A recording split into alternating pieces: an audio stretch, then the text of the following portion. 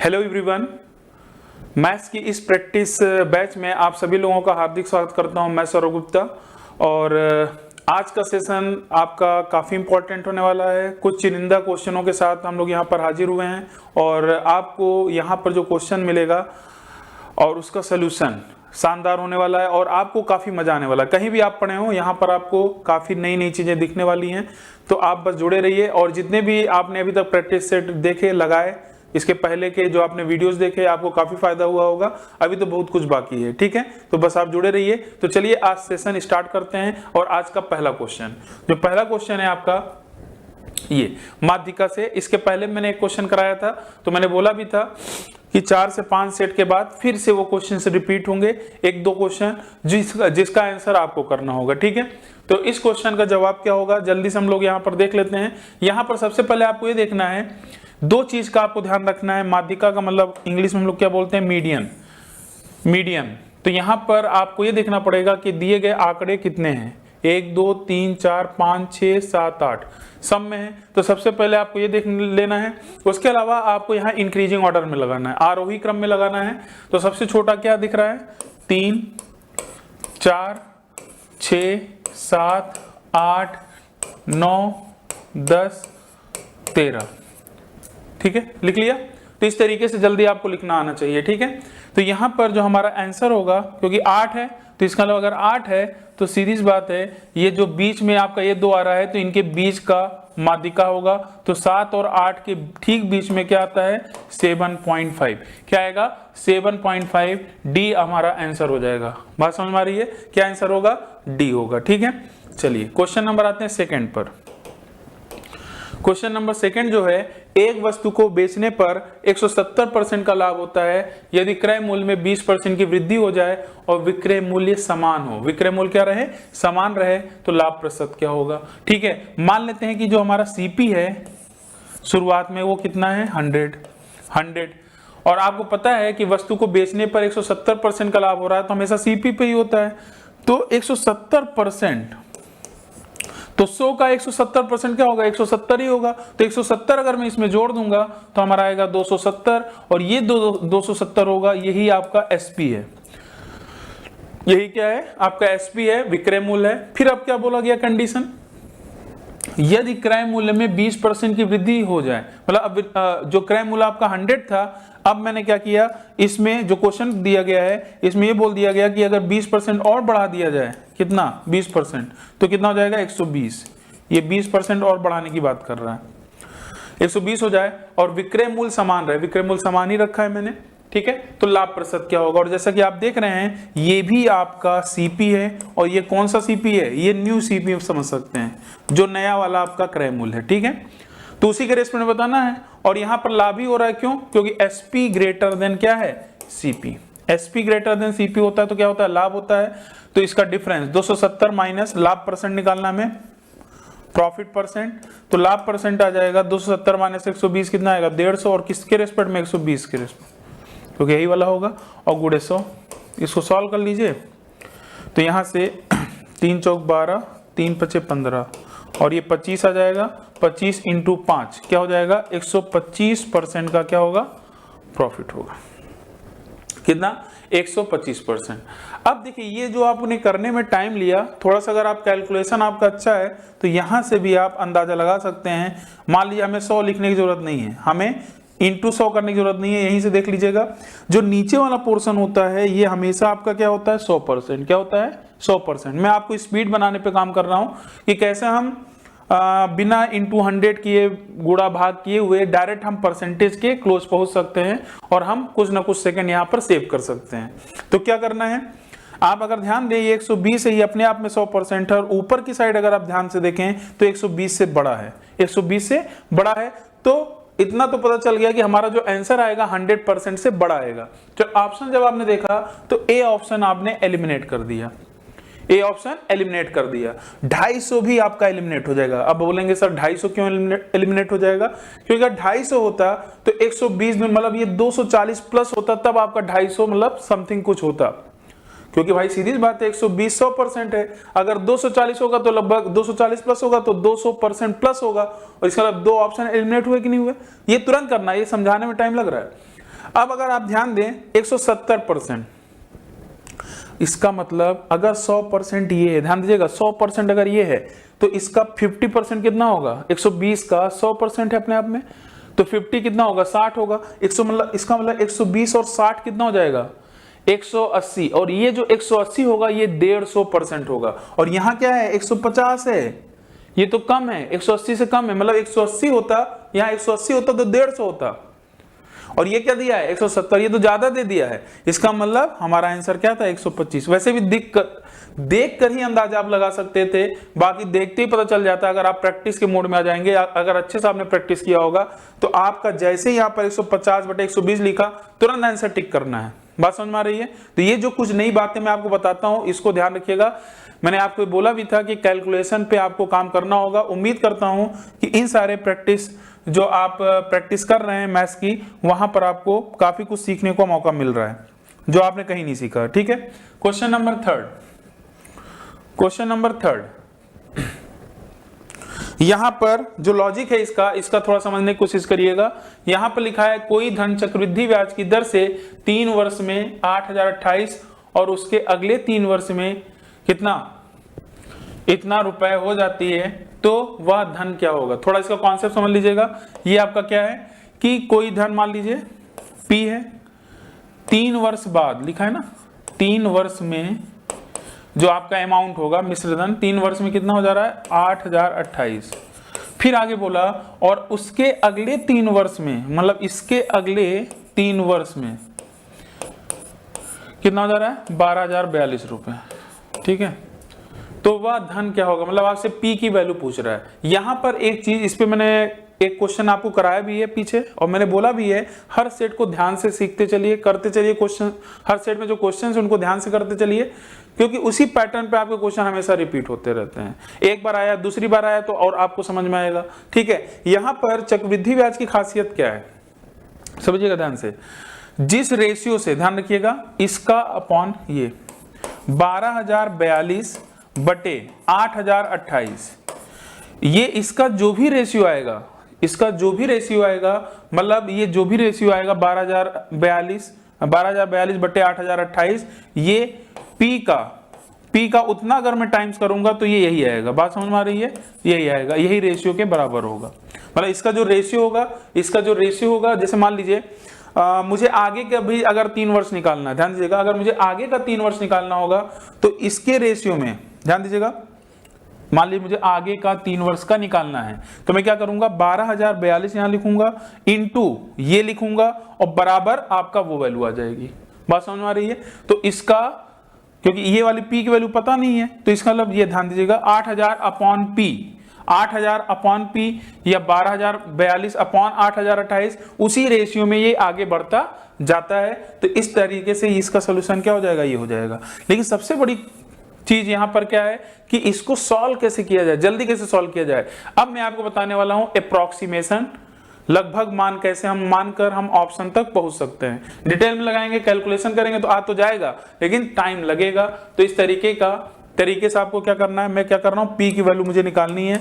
मैंने क्या किया, 8028 गुणे 8028 बटे 12042। देखिए अप्रोक्सीमेशन कैसे करेंगे, ध्यान दीजिएगा, क्योंकि अगर अप्रोक्सीमेशन अगर लगाना चाहते हैं, एकदम क्लोज ऑप्शन है तो नहीं लगाना है। ये देखिए 4041 है, फिर 5000 है, ये 5400 है, 5300 है, फिर ये 4000 है। ये दो तो काफी दूर है, ये थोड़ा सा क्लोज है, और वो भी क्या है, इसमें भी लगभग 100 का गैप है। तो ऐसा जब अप्रोक्सीमेशन लेंगे तो लगभग आपका वहां तक पहुंच ही जाएगा। ठीक है, तो यहां पर अब इसको लगाते हैं, देखते हैं। 8028 को मैं 8000 कर दे रहा हूं अपने से, इसको भी मैं क्या कर दे रहा हूं, 8000 कर दे रहा हूं। बात समझ में आ रही है? अब आप देखिएगा, लगाने से पहले कुछ बातों का ध्यान रखना है। आपने इसको कम किया है, ठीक है। अब इसको अगर मैं जो 12042 है, अगर मैं इसको भी कम कर लूंगा तो इसका मतलब कम, नीचे अगर कम होगा तो बड़ी वैल्यू जाती है। तो इसका मतलब कहीं ना कुछ चीजें हद तक आपकी सही है। अगर ये बढ़ाओगे तो ये आपका रेंज से बाहर निकल जाएगा। बात समझ में आ रही नहीं आ रही है? अगर मैं इसको कम किया तो नीचे भी कम किया, तो नीचे देखिए, इसको जब मैंने कम किया और नीचे जब कम किया, क्योंकि नीचे जब कम करूंगा तो ये जो कम किया होगा तो वो कंपनसेट कर जाएगा। बात समझ में आ रही है? कंपनसेट कर जाएगा। तो ये मैंने 12000 यहां पर कर दिया। अप्रोक्सीमेशन। तो ये देखिए 3 जीरो ये चला गया, 8 अठाई 64, 64,000 ये लगभग चलेगा, बराबर नहीं लगभग। अप्रोक्सीमेशन का मतलब ये लगभग का साइन है। तो 64,000 बटे 12, तो ये आ जाएगा 12 पंजे 60, 12 पंजे 60, फिर 4 बचा, 12 त्याई 36, लगभग 5,300 कुछ समथिंग आ रहा है। एक ही ऑप्शन है, एक ही ऑप्शन है। आगे मुझे नहीं पता क्या आ रहा है, 5,300 कुछ भी आ रहा हो, लेकिन आपको ये पता चल गया कि 5,300 समथिंग आएगा। ठीक है, तो इस तरीके से आप कैलकुलेशन को क्या कर सकते थे, आसान बना सकते थे। बाकी आप चाहें तो डिटेल में कर लीजिएगा, यही आपका आंसर आ रहा होगा। ठीक है, चलिए आगे बढ़ते हैं। क्वेश्चन नंबर 4, ये ट्रिग्नोमेट्री का क्वेश्चन है। बाकी आप ई बुक में इसका पूरा डिटेल में सोल्यूशन देख लीजिएगा। ठीक है, लेकिन यहां जो काम की बात है मैं वो बताने वाला हूं।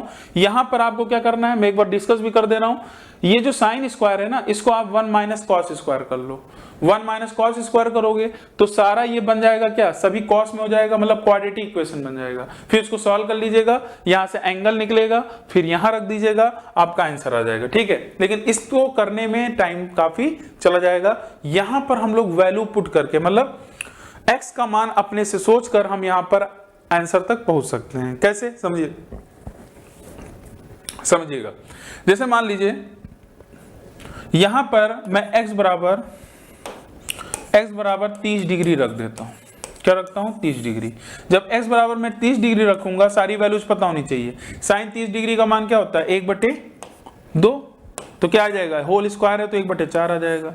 -5, ये cos 30 डिग्री का मान क्या आएगा, √3/2 हो जाएगा इंटू में। अब आप ये बताइए, इसको सॉल्व करेंगे, क्या कभी जीरो बना पाएगा, ये सेटिस्फाइड हो ही नहीं पाएगा। इसका मतलब x बराबर 30 डिग्री पे काम नहीं बन पाएगा। और ये लिखने की जरूरत नहीं है, देखना है आपको, देखेंगे तुरंत समझ में आ जाएगा। चलिए मैं 45 डिग्री आपको यहाँ पर ऐसे देख कर ही बताता हूँ। 45 डिग्री जब रखेंगे तो ये आएगा 1/√2, तो 1/2 2 कट गया, मतलब 4 - 1 क्या आएगा 3। यहाँ रखेंगे तो ये √2 में चला गया, मतलब ये जीरो होने का कोई सवाल ही नहीं उठता। बात समझ में आ रही नहीं आ रही। करनी में अगर आ रही है सारी चीजें, करनी में अगर 2 जगह आ रही होंगी तो चांसेस होगा ना कि भाई प्लस माइनस होकर कहीं ना कहीं कट जाए, लेकिन एक ही जगह आ रहा है तो कहीं ना कहीं वो आपका जीरो नहीं बना पाएगा। ठीक है, अब मैं आता हूं 60 डिग्री पर। अब 60 डिग्री जब मैं करूंगा तो चांसेस हो सकता है, क्योंकि साइन 60 डिग्री का मान होता है √3/2, और जब मैं होल स्क्वायर करूंगा तो √3 गायब हो जाएगा, मतलब √3 मतलब हट जाएगा, रूट हट जाएगा मतलब, तो ये क्या जाएगा 3/4। ठीक है, -5 cos 60 डिग्री का मान क्या हो जाएगा, मैंने x बराबर 60 डिग्री लिया, ये 1/2 हो जाएगा। अब ये अगर जीरो अगर सेटिस्फाइड कर दिया तो इसका x बराबर 60 डिग्री यहां रख देंगे। तो यहां देखिए 2 दूनी 4, तो 4 माइनस, देखिए -3/2 आया और -5/2 आया, तो 5 3 8, 8/2, ये देखिए कितना आ गया 4, और 4 - 4 क्या आ गया 0। ये सेटिस्फाइड हो गया, और जैसे ये सेटिस्फाइड हुआ तो इसका मान क्या जाएगा, साइन 60 डिग्री प्लस कॉस 60। इसका √3/2 होता है, इसका 1/2 होता है, आंसर क्या जाएगा √3 + 1/2। बात समझ में आ रही है। बाकी डिटेल में करेंगे उससे भी लग जाएगा, लेकिन इससे हम लोग फास्ट लगा सकते हैं। क्लियर है, चलिए आगे बढ़ते हैं। क्वेश्चन नंबर 5, ये बहुत इंपॉर्टेंट है, बहुत सारे एग्जामों के लिए ऐसा क्वेश्चन कई बार पूछा भी गया है हर एग्जाम में लगभग। तो इसका हम लोग देखते हैं बेस्ट तरीका क्या होगा।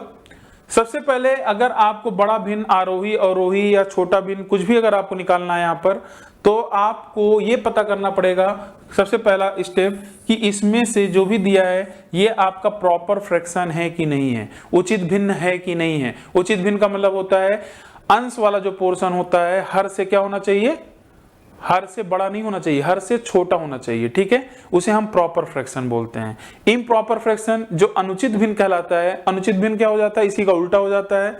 जब आपका हर की वैल्यू होती है वो अंश से क्या हो जाए, सॉरी, जो आपका अंश होगा वो हर से क्या हो जाए, बड़ा हो जाए, तो उसे हम इम्प्रॉपर फ्रैक्शन बोलते हैं। हिंदी में क्या बोलते हैं, अनुचित भिन्न। लेकिन अनुचित भिन्न में एक बात का और ध्यान रखना है कि अंश और हर बराबर भी हो सकता है।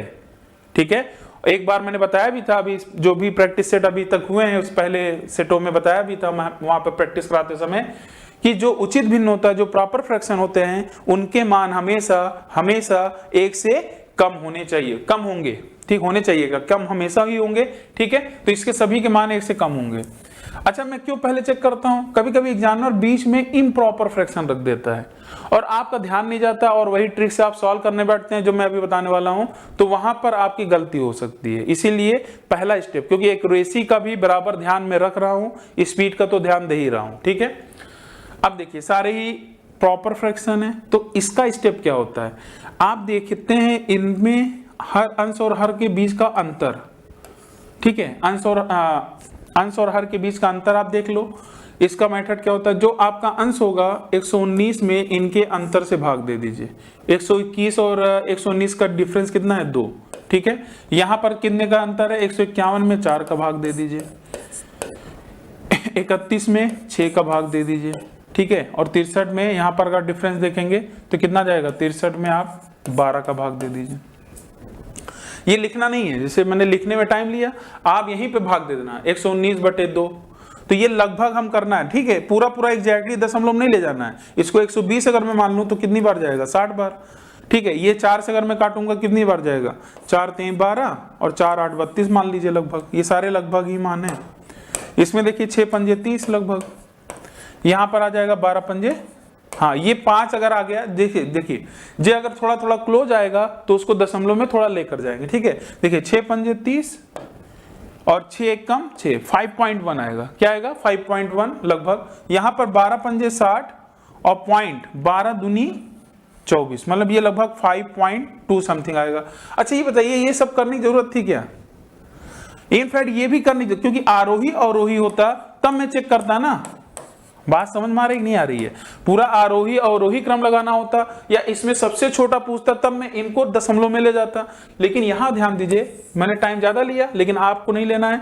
यहां सबसे बड़ा भिन्न पूछा था तो इनमें सबसे बड़ा भिन्न कौन निकल कर आया? 60। भाई देखने में ही लग रहा है, इसका मतलब ये सबसे बड़ी वैल्यू निकल कर आई। इसका मतलब जो सबसे बड़ा भिन्न होगा वो क्या होगा? 119/121, ए ऑप्शन, 119/121। समझ में आया कि नहीं आया? स्क्रीनशॉट चाहे तो आप ले लें, स्क्रीनशॉट चाहे तो आप ले लें, ठीक है। समझ में आ गया होगा? तो इस तरीके से आपको ये जल्दी करना है। क्वेश्चन नंबर आते हैं 6 पर। क्वेश्चन नंबर 6, हाँ ये देखिए रिमाइंडर थ्योरम का अच्छा क्वेश्चन है। इसमें आपको बताना है, ठीक है। तो यहां पर देखिएगा 2 की पावर 22 है और यहां 9 है। यहां पर एक चीज ध्यान रखिएगा,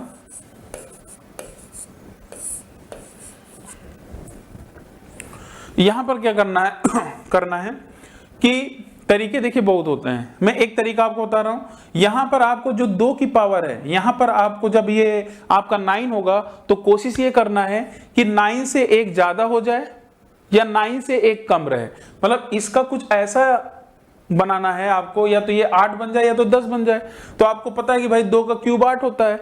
अब इसका मतलब क्या समझिएगा, मैं इसको क्या 2 गुणे 2 की पावर 3, ठीक है, और ये 7 लिख सकता हूं क्या? बिल्कुल लिख सकता हूं भाई। 2 की पावर 3, 7 3 21 और ये पावर 1 है तो 21 और 1 क्या हो जाएगा? 22। तो इसको मैं लिख सकता हूं, ये 9 आ गया। अब अगला स्टेप देखिएगा, 2 गुणे ये, अब इसका लिखने का मतलब क्या रहा? 8 लिखने का मकसद ये था कि मैं इसको 9 - 1 लिख सकता हूं। 8 को मैं क्या लिख सकता हूं? 9 - 1 और ये 7 आ जाएगा और यहाँ ये 9 से हम भाग दे रहे हैं। मतलब जिससे भी आप भाग देते हैं ना उसको ऐसे ही ब्रेक कर लेते। जैसे अगर 10 होता, अगर ये 8 की जगह 10 होता तो मैं लिखता 9 + 1 लिखता, ठीक है। तो यहां पर जब रिमाइंडर की बात आती है ध्यान रखिएगा, अगर ये -1 है, ये 9 से 9 तो कट गया, तो हमारा रिमाइंडर जो आएगा यहां से ये 2 तो रहेगा ही रहेगा, इनटू यहां से रिमाइंडर जो आएगा -1 की पावर 7। और ये -1 की पावर 7 ऑड है, विषम है, तो ये माइनस देगा। तो इसका मतलब जो हमारा रिमाइंडर यहां से आ रहा है -2 आ रहा है, लेकिन -2 लिखते नहीं है। इसका मतलब माइनस को प्लस करने के लिए जो भी भाजक होगा, जिससे भी भाग आप दे रहे हो उसमें आप +9 कर दो, तो हमारा जो रिमाइंडर आ जाएगा वो क्या आएगा? 7 आएगा। क्या आएगा? 7। तो इस क्वेश्चन का आंसर क्या होगा? सी ऑप्शन, ठीक है। समझ में आ रहा होगा?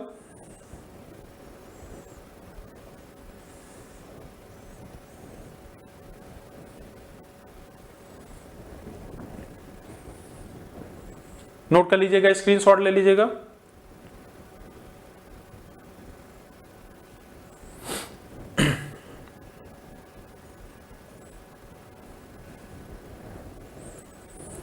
ठीक है। बाकी देखिए इसका एक दूसरा भी अप्रोच होता है, टोसेंट मेथड।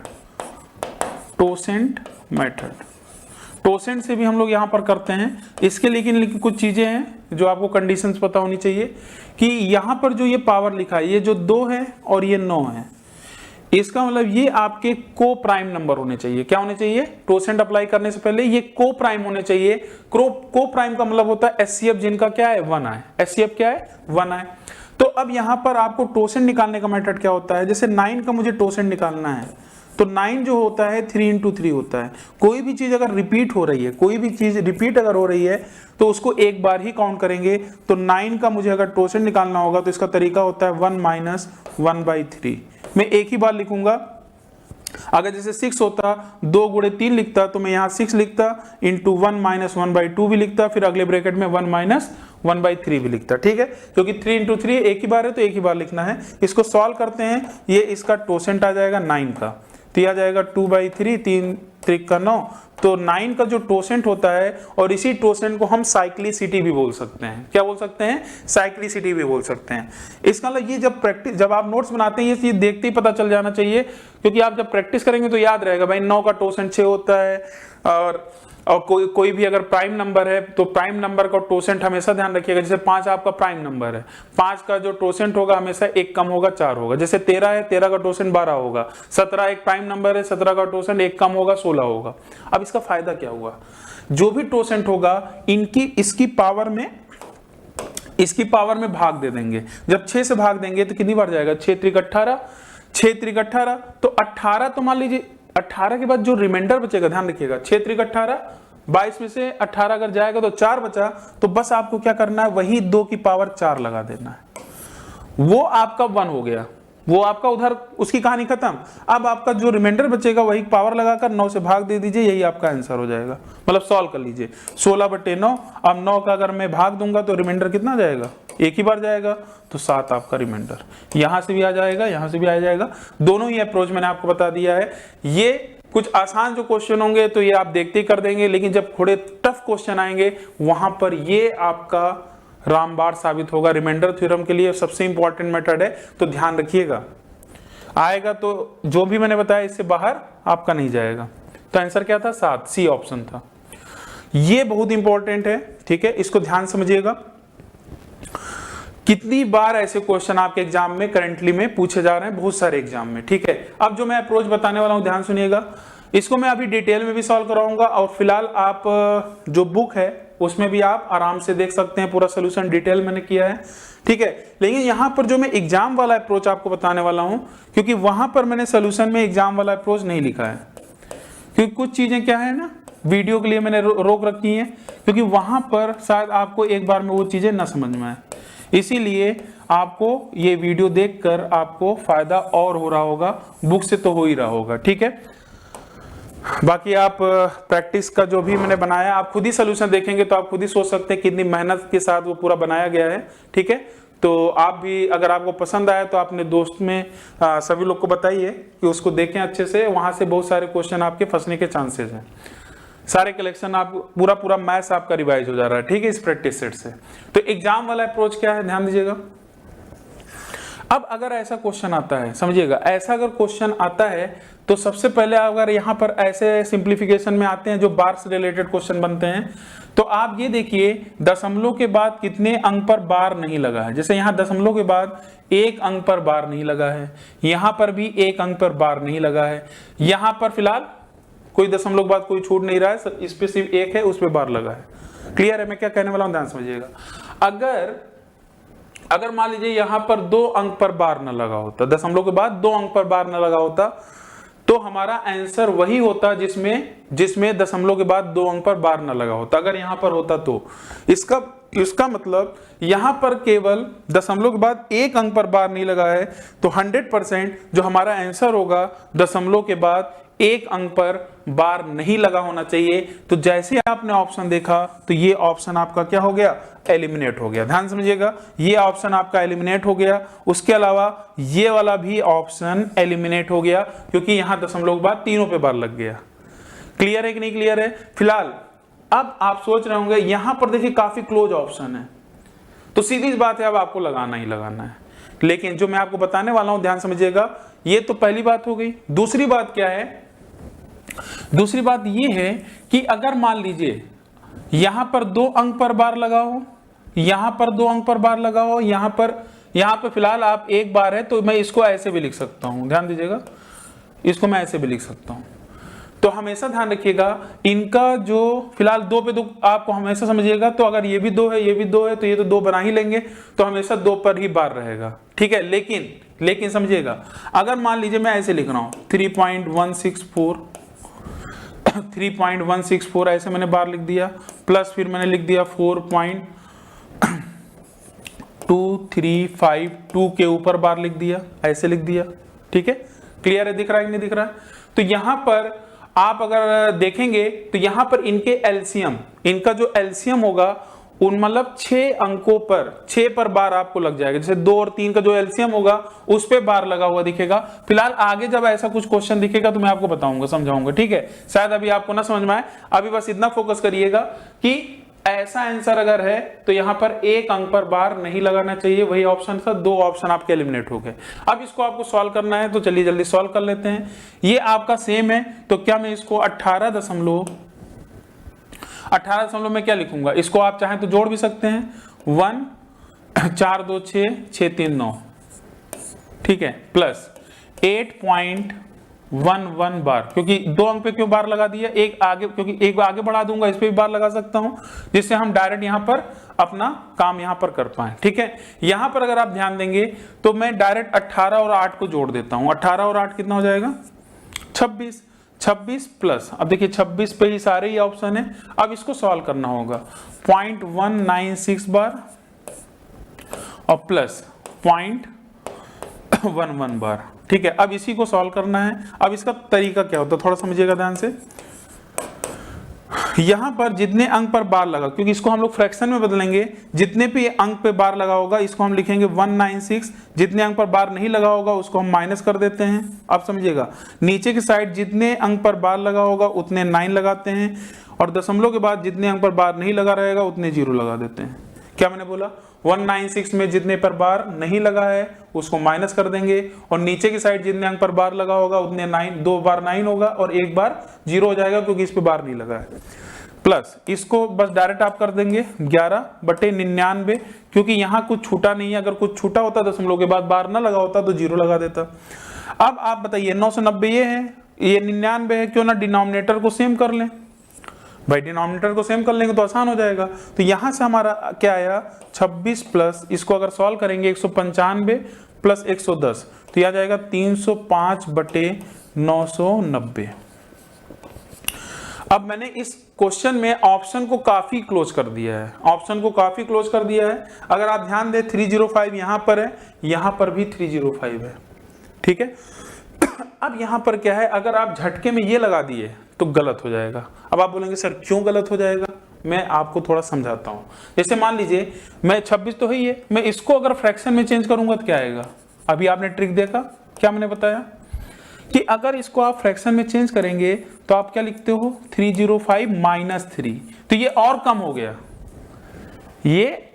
गया, ठीक है। अब ध्यान दीजिएगा, हमारा क्या आना चाहिए 305/990। इसका मतलब जब मैं इसको लिखूंगा 0.308 बार, अब देखिए 308 माइनस 3 लिखूंगा और 990 लिखूंगा। अब देखिए 305/990 आएगी नहीं, और यही तो चाहिए था। इसका मतलब इसको सॉल्व करने पर हमारा जो आंसर होगा, डी ऑप्शन गलती से भी ना लगा दीजिएगा, इसीलिए एकदम क्लोज ऑप्शन दिया था मैं, तो यहां पर आंसर जो होगा सी ऑप्शन होगा।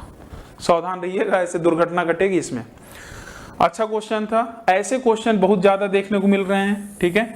तो इस पे भी आप और काम करिए, बाकी आगे कुछ क्वेश्चन मिलेंगे तो वहां देख लिया जाएगा।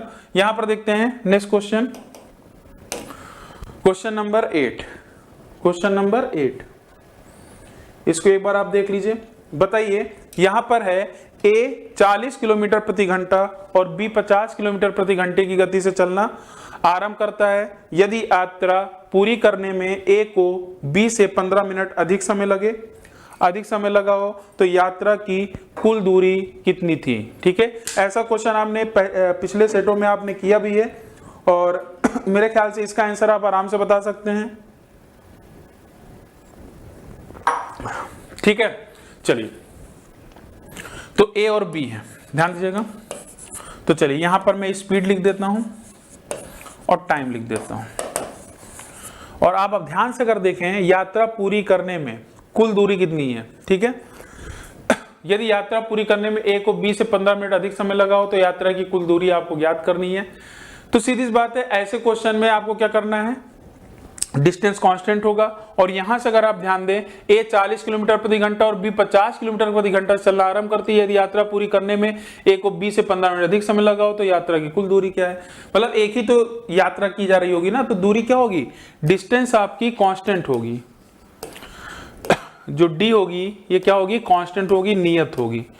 और जब कांस्टेंट होगा तो हमारा स्पीड और टाइम में क्या होता है, इनवर्सली प्रोपोर्शनल होता है।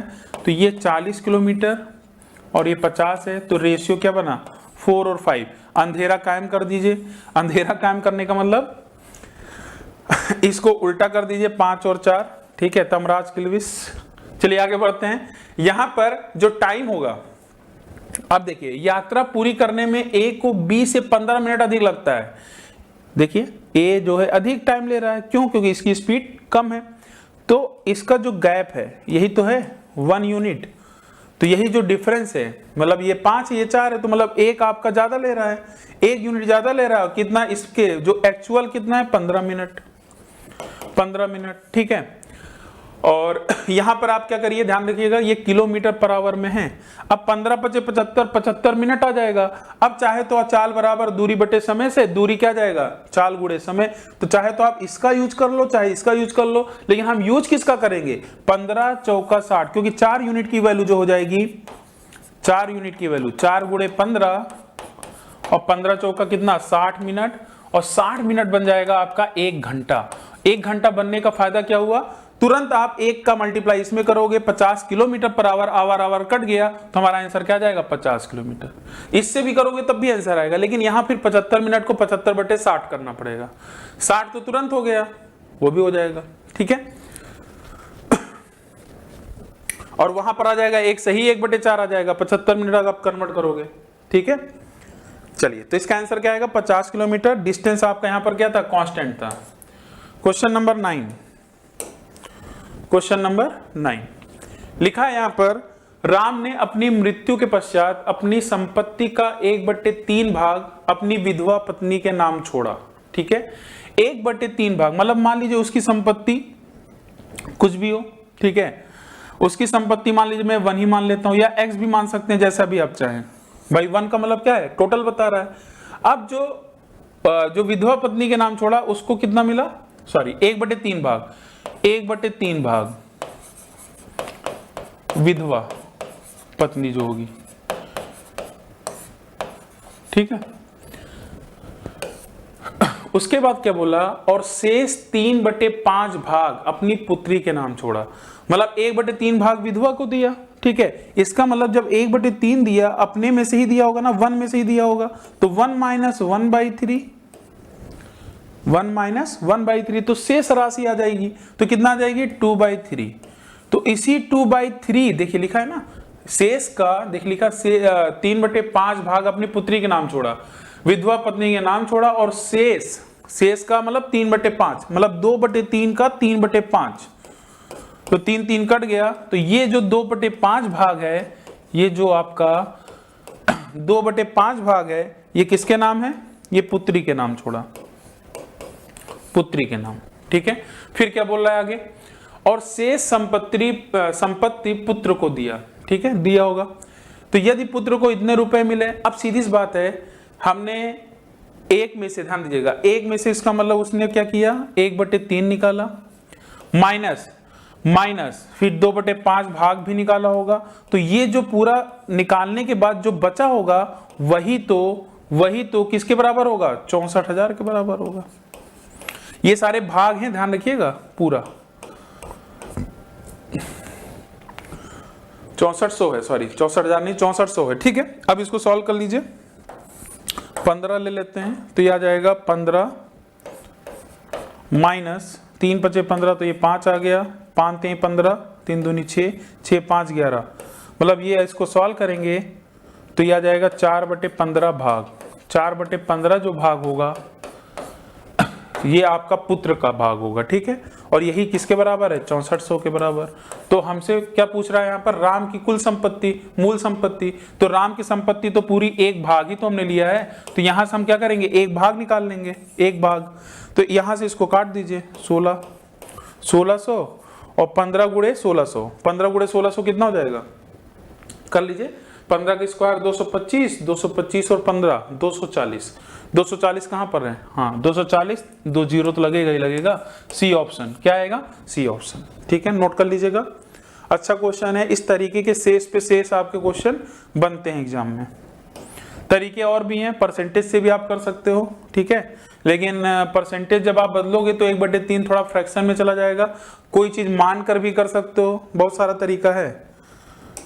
चलिए क्वेश्चन नंबर 10, ये अच्छा क्वेश्चन है, ये क्वेश्चन अच्छा है और यहां पर ऑप्शन भी खतरनाक दिए हैं, ठीक है, मतलब आसान तो है लेकिन यहां पर आपको कैलकुलेशन में ज्यादा टाइम लग सकता है, ठीक है। चलिए देखते हैं। फिलहाल एक शहर की जनसंख्या वर्ष के आरंभ की कुल जनसंख्या से प्रति वर्ष 4% बढ़ती है, तो 4% को मैं क्या लिखूंगा, 1/25, 1/25 बढ़ती है। और ये कहां से कहां तक बोल रहा है, देखिए 2001 से 2004, मतलब ये वैसे तो बोलता है ना 3 साल तक बढ़ रही है, घट रही है, ऐसे बोलता है, लेकिन यहाँ डायरेक्ट आपका सन दे दिया है, तो सन में आपको दिख रहा है ना 3 साल, तो ये प्रोसीजर आपको कितनी बार करना पड़ेगा, 3 बार करना पड़ेगा। शुरुआत में 25 था, फिर 1 बढ़ गया, ये 1 क्या बता रहा है, बढ़ रहा है, तो 25 26, फिर आपका क्या आएगा 25 26, फिर आपका क्या आएगा 25 26। अब बात क्या फंस गई कि यहां पर कैलकुलेटिव ज्यादा हो गया, क्योंकि 25 का क्यूब भी नहीं याद है आपको, ना तो 26 का क्यूब याद है। और उसके अलावा सबसे बड़ी बात क्या है, ये क्या दिया है भाई, ये तो बढ़ने के बाद ये 2004 वाला आ रहा होगा, और 2001 की जनसंख्या कितनी दी गई है, 5 लाख। तो यहां पर आप यूनिट, ये क्योंकि यूनिट में आएगा, फिर ये जो भी यूनिट आएगा इसके बराबर करेंगे तो 1 यूनिट का आएगा, फिर इसका गुणा करेंगे, फिर जो भी 1 यूनिट की वैल्यू आएगी उसमें हम मल्टीप्लाई करेंगे तो हमारा आंसर आएगा। अब आप खुद करिए एक बार, आपको खुद ही लग जाएगा इसमें कितना आपको टाइम लगने वाला है। लेकिन थोड़ा सा अगर आप दिमाग लगाएं, यहां पर डिविजिबिलिटी रूल, मतलब बहुत ही इंपॉर्टेंट आपके लिए अस्त्र का यह काम करता है। डिविजिबिलिटी रूल आप देख भी रहे होंगे, लगभग कोई भी सेट ऐसा नहीं है जहां पर मैं ये रूल नहीं लगाता, और आप भी एग्जाम में 100% वो रूल लगाना ही लगाना है। बात समझ में आ रही है, बस आपको सीखना है, ठीक है। यहां पर इस 26 को अगर हम बात करें, इसका मतलब जो हमारा आंसर होगा वो 26 का मल्टीपल कहीं ना कहीं बना रहा होगा, लेकिन 26 का टेबल भी नहीं पता। अब थोड़ा सा अगर ध्यान से देखें, ये 13 गुणे 2 है, ये भी क्या है 13 गुणे 2 है। इसी तरीके से मैंने आपको एक्सप्लेन करके बताया भी है बुक में भी, और शायद वहां पर शायद थोड़ा कम समझ में आए, लेकिन मैंने अच्छे से एक्सप्लेन किया है। अगर आपने पढ़ा होगा तो अच्छे से क्लियर हो गया होगा। फिलहाल वीडियोज में के माध्यम से आप समझ सकते हैं। तो यहाँ देखिए 2 दूनी 4 दूनी 8, 2 दूनी 4 दूनी 8, इसका जो हमारा आंसर आएगा वो 8 का मल्टीपल होगा। क्या होगा, 8 का मल्टीपल। और जब 8 का मल्टीपल होगा तो पहली बात तो ये विषम तो कभी बना ही नहीं सकता, आंसर हमारा विषम तो कभी बना ही नहीं सकता। बात समझ में आ रही है। अब हमारे पास 3 ऑप्शन है। अब अगर आप ध्यान से देखें, 8 से मल्टीपल, ये भी 8 से कट रहा है, ये भी 8 से कट रहा है, ये भी 8 से कट रहा है, ठीक है। अब क्या करें, अब देखिए ध्यान से, 13 का मल्टीपल, मतलब हमारा ऑप्शन जो भी ऑप्शन होगा वो 13 का भी क्या होगा, मल्टीपल होगा। ये ऑप्शन तो सी वाला वैसे ही कट चुका था। चलिए अब पहला ऑप्शन उठाते हैं, 564 232, ठीक है। अब आपको यहां पर मैंने एक चीज बताया भी था, शायद आप जो प्रीवियस आपने प्रैक्टिस सेट देखा होगा कि 13 और 7 का जो रूल है, डिविजिबिलिटी रूल, वो क्या है, ध्यान दीजिएगा। हम लोग क्या करते हैं, 3-3 का पेयर बनाते हैं, 3-3 का पेयर बनाते हैं। और कुछ लोग ये समझते हैं, ध्यान समझिएगा, कि इधर से में इधर घटाते हैं। ऐसा नहीं है। अगर 3-3 का पेयर आप बना रहे हो तो ध्यान रखिएगा, जिधर भी बड़ी वैल्यू जो होगी उसमें से घटा देंगे। घटाने के बाद जो भी आएगा वो अगर 7 से कट रहा है तो ये संख्या भी 7 से कटेगा। घटाने के बाद अगर वो 13 से कट रहा है तो ये संख्या भी 13 से कटेगा। फिलहाल 7 का तो कोई रोल नहीं है, हम 13 की डिविजिबिलिटी रूल चेक कर रहे हैं। बाकी देखिए आप यूनिट करके डिटेल लगा सकते हैं। यहां पर जो मैं आपको प्रैक्टिस करा रहा हूं, क्वेश्चन सोल्यूशन बता रहा हूं, ये आपको कैलकुलेशन में काफी हेल्प करेगा, जिससे आपको मदद मिलेगी, ठीक है। समझाने में टाइम लगेगा ही लगेगा।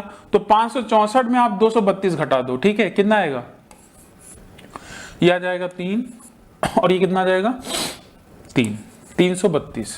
देख लीजिए एक बार, 332 आया। इसका ये देखिए क्या ये 13 से कट रहा है क्या, 13 से। तो अगर आप ध्यान दें 13 दूनी 26, 26 आ गया और 13 से तो ये कट ही नहीं रहा, इसका मतलब ये ऑप्शन आपका नहीं होगा भाई, सीरीज बात, ये ऑप्शन नहीं होगा। अब आते हैं इस पे आ जाते हैं। यहां पर अगर आप ध्यान दें 652 में 432 घटा दीजिए, कितना आएगा 220, 5 में से 3 गया 2 और 6 में से 4 गया 2। क्या 220 13 से कटेगा क्या, नहीं कटेगा, तो ये भी नहीं कटेगा, ये भी नहीं कटेगा, बचा क्या, एक ही ऑप्शन। आ रहा समझ में? तो इस तरीके से हम कैलकुलेशन ट्रिक से आसान इसको बना दिए। एक बार पूरा डिटेल में करिएगा तो आपको खुद ही समझ में आएगा। इनफैक्ट फार्मूला और भी लगाते हैं, जो भी आप लगाते हो, कैलकुलेशन एक बार करके देखिएगा आप। कम से कम मैंने यहाँ पर आपका 15 से 20 सेकंड बचा दिया है, ठीक है। यहाँ पर चलिए इसको चेक भी कर लेते हैं। 562 माइनस 432, ठीक है, 220, 6 में से 3 गया 3 और 5 में से 4 गया 1, 130 भाई 100% 13 से कटेगा, और अगर ये 13 से कटेगा तो ये भी 13 से कटेगा। आप देख रहे होंगे डिविजिबिलिटी रूल से क्या फायदा हो रहा है, स्पीड तो बनी रहा है, उसके अलावा आपके अंदर एक नया कॉन्फिडेंस आ रहा है। क्यों? क्योंकि आपको पता है कि जो मैंने किया है बिल्कुल सही किया है। आपको लगेगा जैसे होता नहीं, अभी तक एग्जाम में डर रहता है यार सही है कि गलत है, अब आपको ये नहीं लग रहा होगा। अब आपको लगेगा कि हाँ सर स्पीड तो बन ही रही है, लेकिन उसके अलावा कॉन्फिडेंस इस बात का है कि हमने जितने भी किए हैं वो आपके आंसर सही ही होंगे। ये क्वेश्चन आपका सीडीएस के एग्जाम में पूछा गया है, ठीक है। और ये कैलकुलेशन ट्रिक बहुत इंपॉर्टेंट है, स्पेशल केस ऑफ 9 पे ये पूछा गया है। क्वेश्चन ये है, ध्यान दीजिएगा, दशमलव संकेत पद्धति में गुणनफल 999 गुणे एबीसी। एबीसी जो है 3 अंकों की कोई भी संख्या हो सकती है, 3 अंकों की कोई भी संख्या हो सकती है, बराबर DEF 132 पर विचार कीजिए, जहां ABCD D और F अंक हैं, अंक मतलब एक सिंगल डिजिट है। तो इनका मान आपको बताना है, इनका मान बताना है। अब आपने ऑप्शन को सरसरी निगाह से देखा, ऑप्शन को आपने क्या किया, सरसरी निगाह से देखा, तो आपसे पूछा है ABC और DF, मतलब ये आपका A है, ये B है, ये C है, ये D है, ये E है, ये F है। स्टार लगा लीजिएगा। खासतौर से रेलवे और में तो काफी सारी चीजें ये 999 और पर काफी ज्यादा आती हैं। आप पेपर उठा के देखिए कितने सारे सेटों में पूछा गया।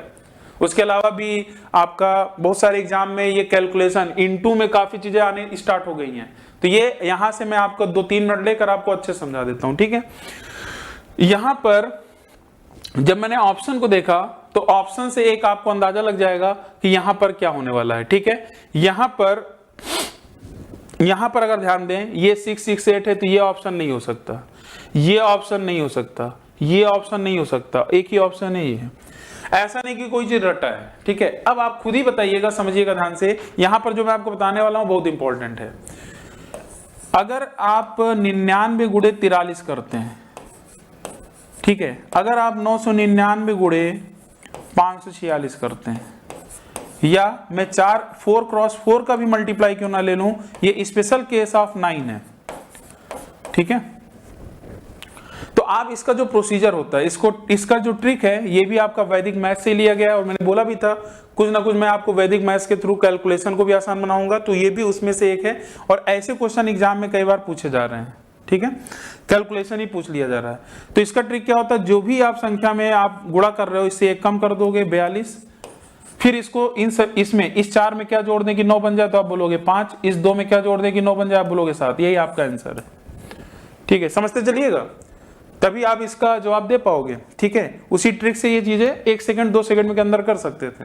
यहां से एक कम करेंगे कितना आएगा 500, जो भी संख्या रही एक कम कर देंगे, फिर इसको 5 में क्या जोड़ दे कि 9 बन जाए, तो आप बोलोगे 4, इस 4 में क्या जोड़ दे कि 9 बन जाए, आप बोलोगे 5, इसमें 4। यही आपका आंसर आएगा, चेक कर लीजिए। अब समझ पा रहे हैं, स्पीड देख रहे हैं ना, ये आपका कैलकुलेशन ट्रिक। एक कम कर दीजिए, अब देखिए स्पीड, मेरे ख्याल समझ में आ गया होगा मैं क्या किया। मैं क्या कहना चाह रहा हूं, ध्यान समझिएगा। यहां पर मैं कलर थोड़ा सा चेंज करता हूं।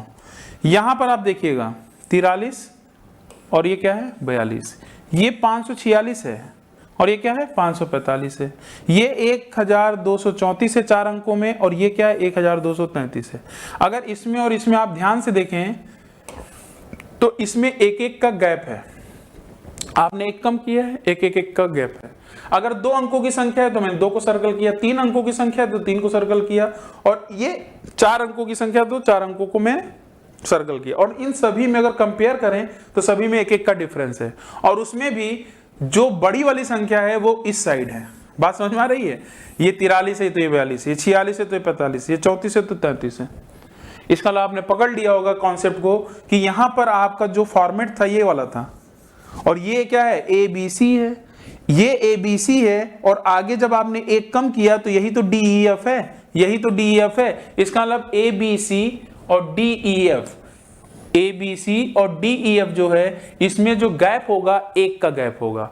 मतलब आपको क्या करना है, 3 अंकों का पेयर देखना था। 668 ये ए बी सी है, ये डी ई एफ है, ठीक है, ए बी सी है, ये डी ई एफ है। तो इसमें देखिए गैप क्या एक का है? नहीं है। इसमें गैप एक का है? नहीं है। इसमें गैप एक का है? नहीं है। इसमें देखिए 867 गैप एक का है समझ में? अब आप ये नहीं कि ये चेक कर रहे हैं कि 1 3 2 कहां से आ रहा है, ये सब कुछ नहीं करना है।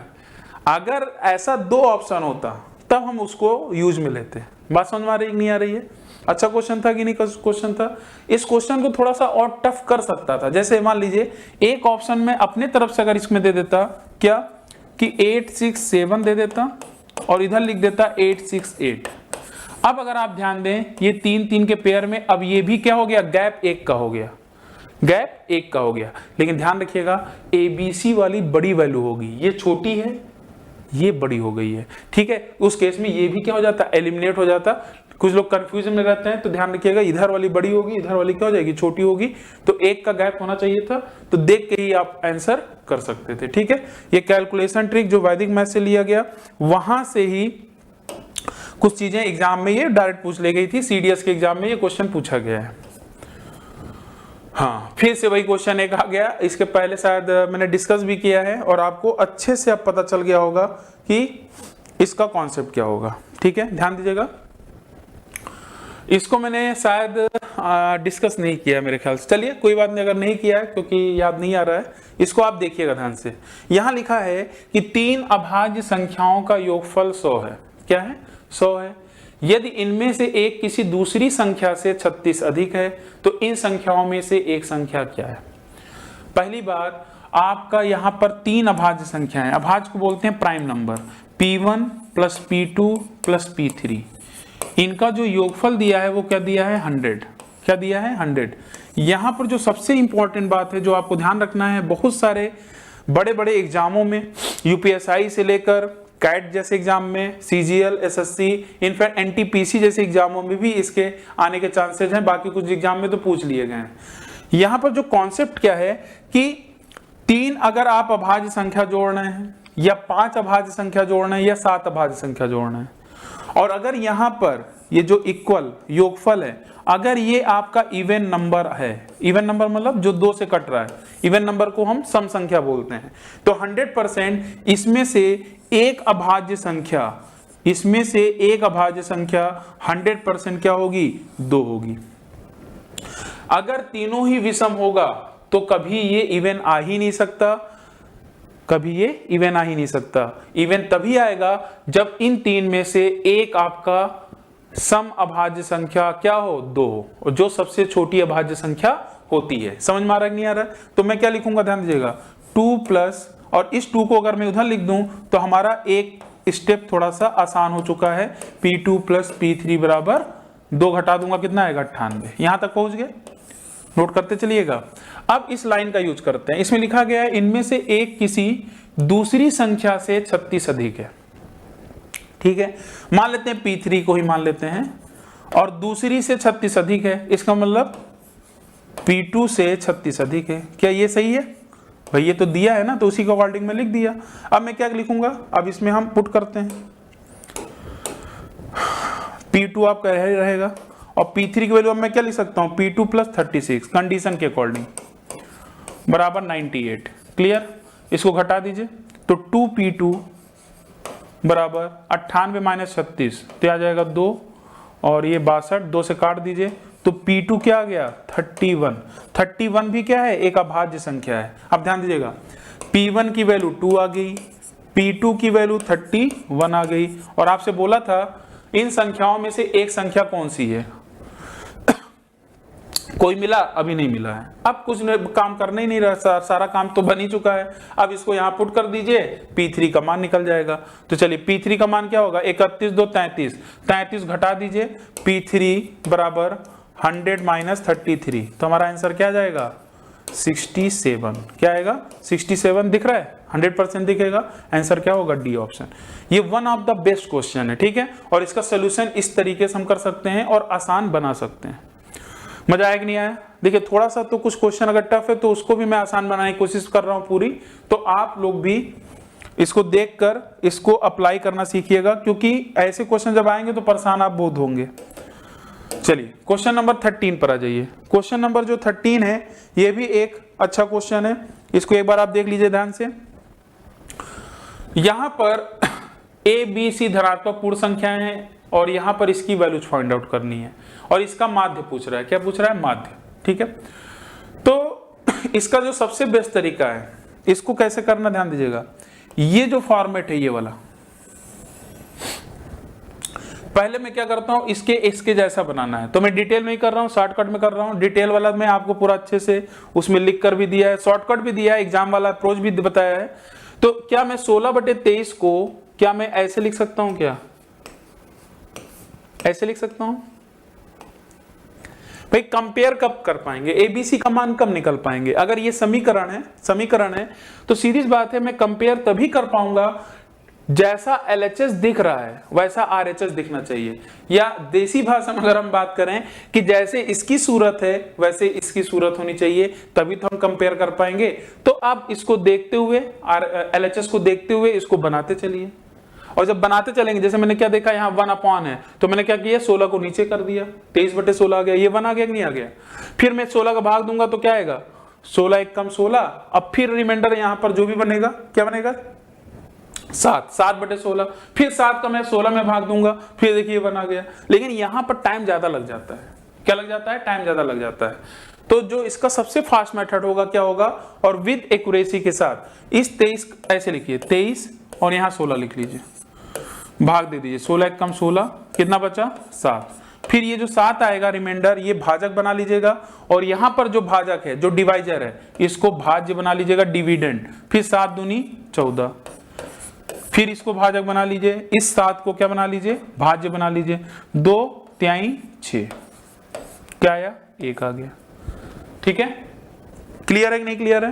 तो यहां से आपका क्या बना, ध्यान दीजिएगा, ये आपकी वैल्यू क्या होगी, इसको कंपेयर करते चलिए, ये वैल्यू आपकी ए होगी, ये वैल्यू आपकी बी होगी, और ये वैल्यू क्या होगी, सी। एक बार में आ गया कि नहीं आ गया? एक बार में आ गया, आपको यहां पर बनाने की जरूरत नहीं है। ये आपका इसका एग्जाम वाला अप्रोच है। ठीक है, तो यहां पूछा क्या है, ए बी सी का माध्य, मीन पूछ रहा है, तो इसका औसत निकाल दीजिए। तो 1 + 2 + 3, औसत क्या होगा, 2 ही तो होगा। अब ये नहीं कि जोड़कर 3 से भाग दे रहे हैं। भाई कोई भी अगर लगातार संख्या है, ध्यान रखिएगा, कोई भी अगर लगातार संख्या जैसे 1 2 3 लगातार है, तो यही बीच वाला ही तो औसत होता है। क्लियर? तो हमारा आंसर क्या आ जाएगा, 2 आ जाएगा, या तो 6/3 आ जाएगा, तो क्या आ जाएगा, 2 आ जाएगा। ठीक है, क्वेश्चन नंबर 14, 13 हो गया, 14 पर आ जाइए। क्वेश्चन नंबर 14 अलजेब्रा से है। यहां पर अगर आप ध्यान से देखें, यहां पर फॉर्मेट को थोड़ा समझना पड़ेगा। ठीक है, फॉर्मेट क्या है, a का अगर मैं इसमें भाग देता हूं तो क्या आएगा, a -1/a बराबर 5। यहां a³ का अगर भाग दोगे तो ये आपको दिखने लगेगा a³ -1/a³। इसकी वैल्यू बतानी है, तो इसको तो डायरेक्ट आप अप्लाई कर सकते हो। ठीक है, अगर फॉर्मेट आपने पढ़ा होगा, a³ -1/a³ जो होता है a -1/a का whole cube plus 3 A B की वैल्यू, तो ए और बी की वैल्यू 1 ही हो जाएगी, और ब्रैकेट में a -1/a। इसको सॉल्व कर लीजिए। ठीक है, तो यहां से क्या आएगा, 5 का क्यूब 125 प्लस 3 × 5 15 हो जाएगा, 125 + 15 क्या हो जाएगा, 140 प्लस में 140। ठीक है, लेकिन अगर आप ध्यान से देखें, ध्यान से, क्या जब भी ये ऐसा फॉर्मेट बनता है तो आप पूरा जब प्रैक्टिस करते हैं तो जैसे ही माइनस रहेगा और माइनस में पूछा है तो ये चीजें आपको याद रहती हैं।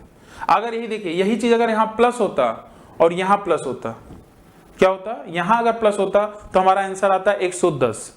110 इसका मतलब जब क्यूबिक है, आपको पता है भाई ये 5 है, तो समझ जाइएगा हमारा आंसर 110 वाला तो है ही नहीं, तो इसमें आप देखते ही लगा कर आ जाते 140। चीजें बहुत कुछ हैं सीखने के लिए, प्रैक्टिस से आप कितना सीख पाओगे, ठीक है। लेकिन मैं अपनी तरफ से पूरा एफर्ट लगा रहा हूं कि आपको इसको सारे क्वेश्चन में कुछ ना कुछ नई बातें बताने के लिए।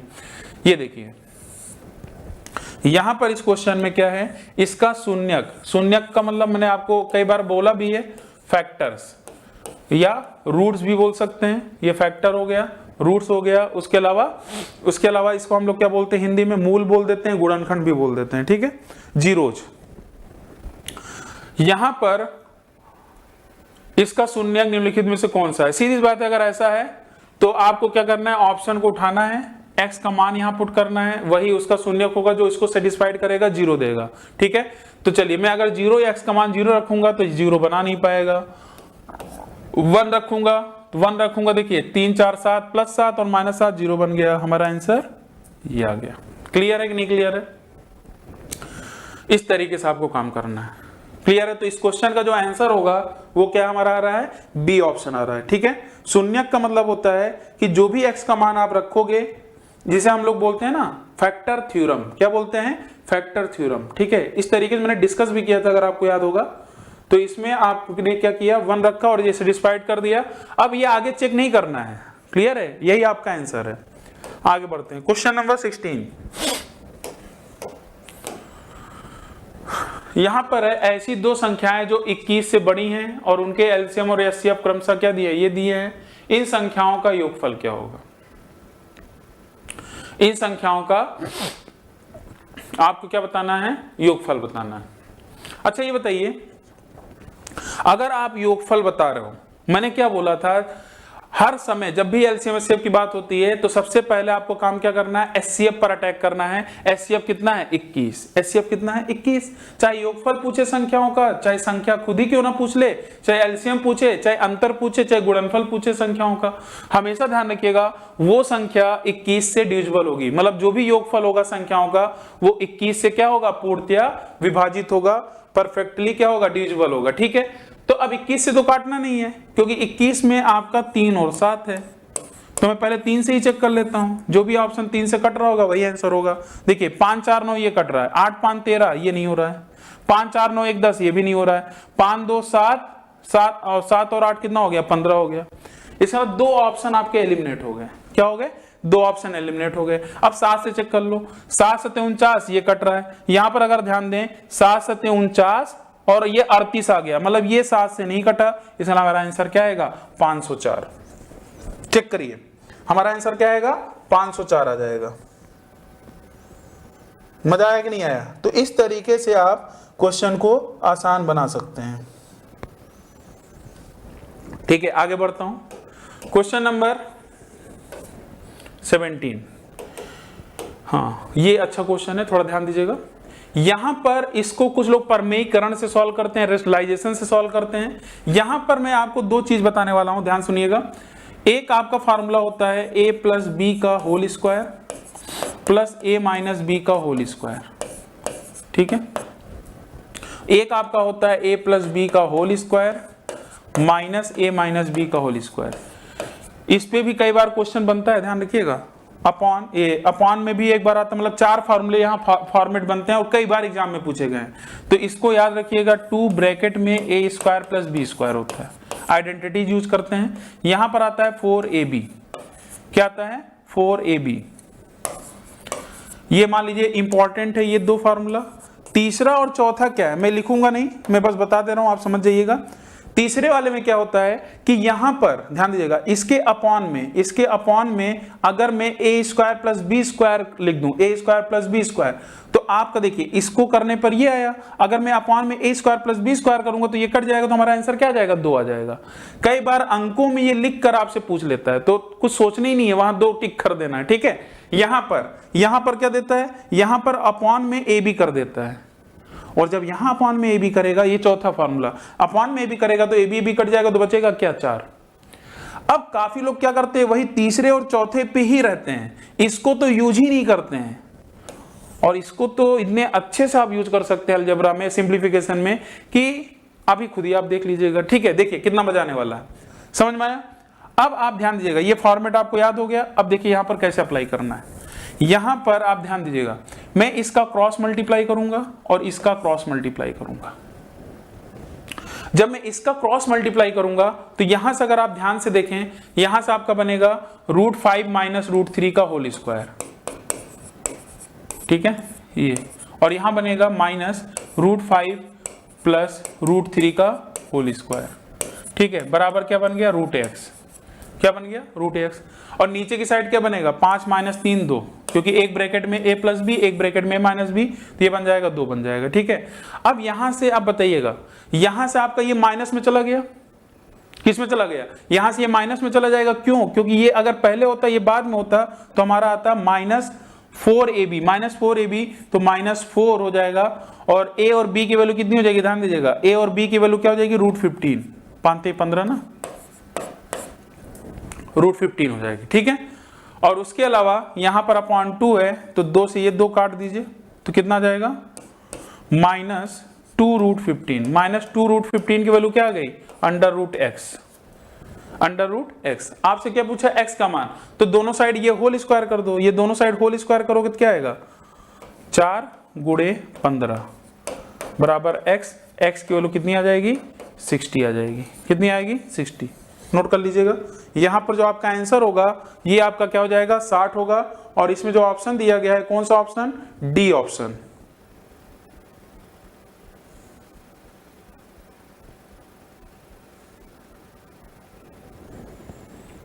D option. ठीक है, यहां पर जो आपका क्वेश्चन है ध्यान दीजिएगा, यहां पर थोड़ा सा ध्यान दीजिएगा, यहां पर शायद आपका थोड़ा सा क्वेश्चन में एक चीज और ध्यान रखिएगा। फिलहाल यहां से हो ही गया, लेकिन यहां पर जो क्वेश्चन है ये उल्टा हो गया है। ठीक है, ये उल्टा हो गया है, उसको आप करेक्ट कर लीजिएगा, क्योंकि आपका जो सोल्यूशन है ई बुक में वो यहां प्लस किया गया है, यहां प्लस किया गया है, यहां माइनस किया गया है। इसको मैं करेक्ट कर दूंगा, टेंशन ना लीजिएगा, ये आपका माइनस है। ठीक है, तो इसको अगर आप ध्यान से देखें, तरीका आप सोल्यूशन में आपका सही किया गया है। बाकी क्वेश्चन जो है, क्वेश्चन में बस क्या करना है, जो जो माइनस था इसको प्लस कर दीजिए और माइनस कर दीजिए।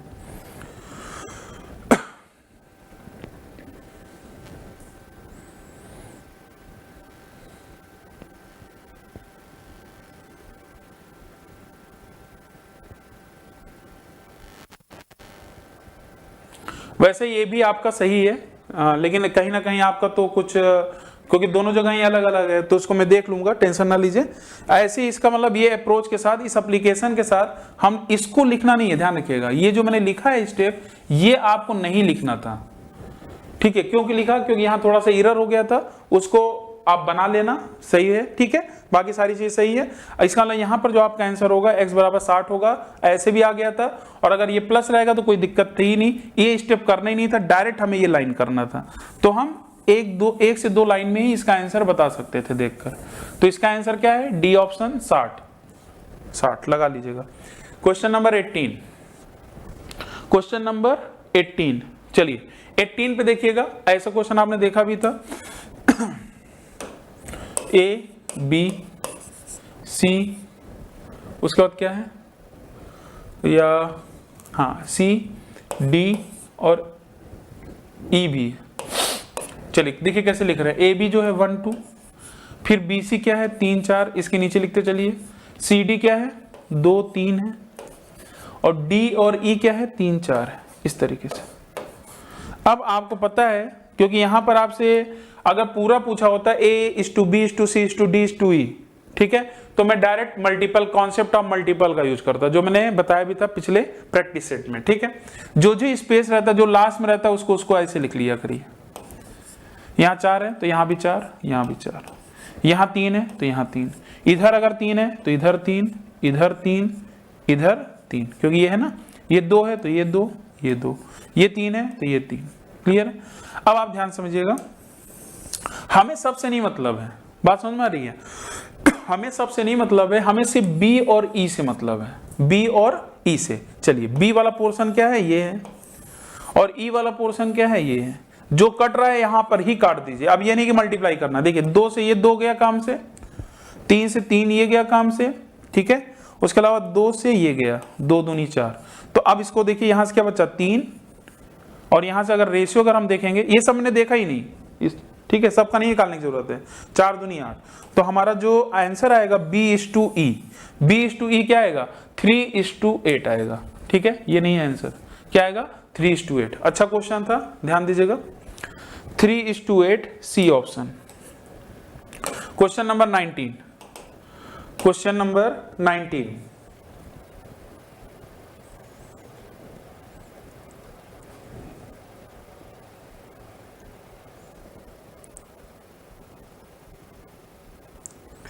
जो आपका क्वेश्चन है, ध्यान दीजिएगा, ये आपका है, एक कार्य को जब 10 औरतें करती हैं तो वह 12 दिन में पूरा हो जाता है। ठीक है, 10 औरतें करती हैं, 12 दिन में पूरा हो जाता है। उसी कार्य को जब 5 आदमी करते हैं तो 8 दिन में पूरा हो जाता है, उसी काम को। ठीक है, इसका मतलब काम बराबर है, तो मैं यहां पर इनका इफिशिएंसी निकाल लेता हूं कि जो 10 औरतें हैं, ठीक है, वीमेन 10, W लिख दिया मैंने यहां पर 10, और दिन कितना ले रहा है 12 दिन ले रही हैं, इक्वल टू, क्योंकि जो भी ये काम आएगा भाई, ये उसी कार्य को जब 5 आदमी 5 मैन होगा और इंटू 8, तो यहां से इफिशिएंसी निकल जाएगी। देखिएगा 5 दूनी 10, 4 3 12, 4 दूनी 8, और ये 2 से 2 गया काम से, तो हमारा आया 3 वुमेन, कितना जाएगा 1 मैन। तो 1 मैन जो होगा, 1 मैन की जो इफिशिएंसी होगी वो 3 वीमेन की इफिशिएंसी के बराबर होगी। ठीक है, इसका मतलब एक आदमी जितना काम करता है उतनी 3 औरतें मिलकर काम करती हैं, इफिशिएंसी का मतलब ये है। ठीक है, अब आते हैं यहां पर क्या पूछा है, आपसे पूछा है उसी कार्य को करने के लिए जब 6 औरतें और 3 आदमी लगाए जाते हैं, 6 औरतें और 3 आदमी लगाए जाते हैं, तो उसे पूरा होने में कितने दिन लगेंगे। अब आप बताइए खुद, अगर मैं इस 3 वुमेन को, अगर मैं सभी को आदमी में कन्वर्ट कर लूं, मतलब आदमी तो भाई कन्वर्ट नहीं हो सकते, लेकिन उनके जो इफिशिएंसी है उसकी अगर मैं बात करूं, अगर मैं इसको इंटू 2 कर दूं तो इधर भी इंटू 2 होगा, तो आप बोलोगे कि 6 वुमेन का जो काम होगा वो कितने आदमी करेंगे 2। ठीक है, तो इसके स्थान पर क्या मैं 2 बोल सकता हूं, 2 आदमी और प्लस 3, तो टोटल कितना आ गया 5 आदमी। तो 5 आदमी क्या आपको निकालने की जरूरत है, 5 आदमी के लिए आपको निकालने की जरूरत नहीं है। क्यों? क्योंकि यहां डायरेक्ट यहीं पर दे दिया था कि 5 आदमी 8 दिन में करते हैं, 5 आदमी 8 दिन में करते हैं, तो ये भी कहीं ना कहीं इनडायरेक्टली क्या निकल कर आ गया, ये भी क्या था 5 आदमी ही तो था निकालने पर, तो इसमें कुछ करना ही नहीं था, तो इसका आंसर क्या जाएगा 8 दिन, 8 दिन। ठीक है, चलिए question number 20, question number 20 THD से ये क्वेश्चन आ गया। अब ध्यान दीजिएगा यहां पर अगर ध्यान दें, 60 किलोमीटर प्रति घंटे की गति से चलती हुई एक रेलगाड़ी एक विद्युत खंभे को 30 सेकंड में पार कर लेती है, तो रेलगाड़ी की आपको लंबाई बतानी है। ठीक है, तो सीधी सी बात है, यहां पर आपको क्या करना है, चाल बराबर दूरी बटे समय, चाल बराबर दूरी बटे समय, तो दूरी बराबर क्या जाएगा, दूरी बराबर चाल किलोमीटर प्रति घंटे में है, तो मैं 5/18 करके मीटर प्रति सेकंड कर लूंगा। क्यों भाई, चाल गुणे समय है, समय क्योंकि 30 है वो सेकंड है, तो ये आप इसको कर लीजिए। तो यहां से अगर ध्यान दें तो यहां से 3 × 18 और ये 20 आ जाएगा, और 6 पंजे 30, 6 पंजे 30, तो 25 × 20, तो 25 × 20 क्या जाएगा 500, 500 क्या मीटर, 500 मीटर। बताइए, आसान सा था, इसमें ज्यादा टाइम नहीं लेते हैं। क्वेश्चन नंबर आते हैं 21 21 को आप सॉल्व करिए। 21 क्वेश्चन नंबर 21, ये तो और आसान है, भले देखने में बड़ा लग रहा है लेकिन ये और भी आसान है।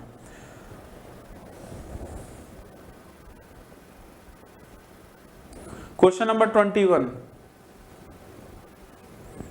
एक व्यक्ति ने 5% प्रतिवर्ष की ब्याज दर पर 5,000 रुपए उधार लिए और तुरंत ही, पहले 5% पर उधार लिया और तुरंत ही 5.5% की दर पर उधार दे भी दिया। ठीक है, मतलब कमाने का ज्यादा ही वो था। 2 वर्ष बाद उसने रकम वापस ली और अपना कर्ज चुका दिया। इस लेन देन में उसे कितनी धनराशि का लाभ हुआ? 100%। सीधी सी बात है, लाभ तो होना ही होना है, क्योंकि 5% पे लिया था और ज्यादा में दिया था। तो ये बताइए, सीधी सी बात है, यहां पर 5000 ये था, समझिएगा, जो उसका मूलधन था, उधार लिया था मतलब, तो 0.5%, क्या प्रतिवर्ष की बात हो रहा है, 0.5% उसने ज्यादा पे दिया एक साल में, तो 2 साल में कितना हो जाएगा, 0.5 मतलब 1% का उसको लाभ हो गया। तो यहां पर हमारा क्या जाएगा, 1%, 1/100, तो इसको काट दीजिए, कितना जाएगा, 50 रुपए का लाभ हो जाएगा। कितना हो जाएगा, 50 रुपए का लाभ हो जाएगा। भाई आसान सा क्वेश्चन है, इस सब में तो ज्यादा सोचना ही नहीं है। क्वेश्चन नंबर 22 आ जाइए। Question number 22, 5 tractor. हाँ भाई, ये तो ऐसे क्वेश्चन जो आते हैं ना लगातार, तो डायरेक्ट आप क्या करिए, 5 ट्रैक्टर इंटू 5 दिन, और जो हेक्टेयर भूमि है ये आपका काम से रिलेटेड होता है तो इसको नीचे रखिएगा, बराबर। यहां पर देखिए 100 हेक्टेयर को कहां रखेंगे, ये नीचे रखेंगे। 50 दिनों में किया जा रहा है, तो आपसे पूछा है टी का मतलब ट्रैक्टर, कितने ट्रैक्टर की आवश्यकता होगी, इसी को बस आप सॉल्व कर लो। 5 धामा 50, 1 0 से ये गया काम से, ठीक है, ये 5 से ये गया, टी बराबर क्या आ गया, 10 ट्रैक्टरों की आवश्यकता होगी, 10 ट्रैक्टरों की आवश्यकता होगी, ठीक है। तो हमारा आंसर क्या आ जाएगा, हमारा आंसर आ जाएगा 10 ट्रैक्टर, ठीक है। तो स्क्रीनशॉट ले लीजिएगा आप। क्वेश्चन नंबर आते हैं 23, ज्यादा टाइम लेना नहीं क्योंकि कुछ क्वेश्चंस काफी आसान है।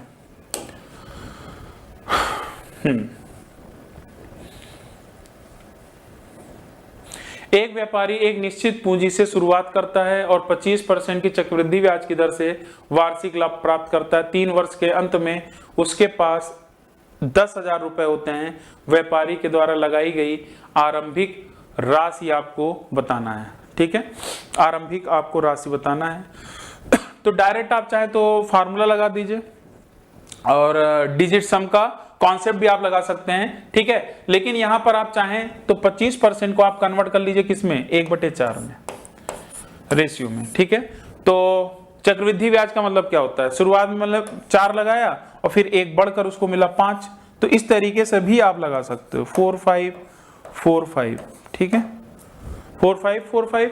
तो ये बताइए, ये आपका कितना जाएगा, ये 64 यूनिट आएगा और ये 125 यूनिट आएगा। ये कितना आएगा, 125 यूनिट। तो यहां पे क्या होगा, ध्यान दीजिएगा, ये जो 64 यूनिट है, ये 64 यूनिट किसके बराबर हो जाएगा, इसके बराबर हो जाएगा।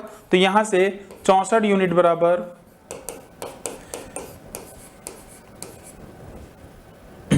1 मिनट, 3 वर्ष के अंत में, ये सॉरी ये गलत हो गया, अंत में बोला है ना, यहां पर देखिए लिखा है ना 3 वर्ष के अंत में, ये वाला तो अंत में है, तो 125 यूनिट होगा ना। 125 यूनिट किसके बराबर होगा, किसके बराबर, इसके बराबर। लेकिन अभी ध्यान देखते रहिएगा, लास्ट में मैं आपको यहां पर भी जादू बताने वाला हूं, ठीक है। 125 ये 80 बार जाएगा, तो 1 यूनिट बराबर 80 आ गया, और हमें निकालना क्या था, हमें निकालना था 64 यूनिट, तो 64 गुणे 80 यही हमारा आंसर होगा, 64 गुणे 80। अब आप लोग कैलकुलेट करते हैं, लेकिन अगर आपने पूरा पावर्स, आज की क्लास मैंने बोला भी था सारे पावर्स याद होने चाहिए। ये 2 की पावर 6 है, ये 2 की पावर 3 है, इसका मतलब 6 और 3 कितना आ गया, 2 की पावर 9 होता है 512, और 1 0 लगा दिया, आंसर क्या आ गया, 5120 रुपए, सॉरी ये नहीं, ये हो गया, कितना आ गया, 5120 रुपए।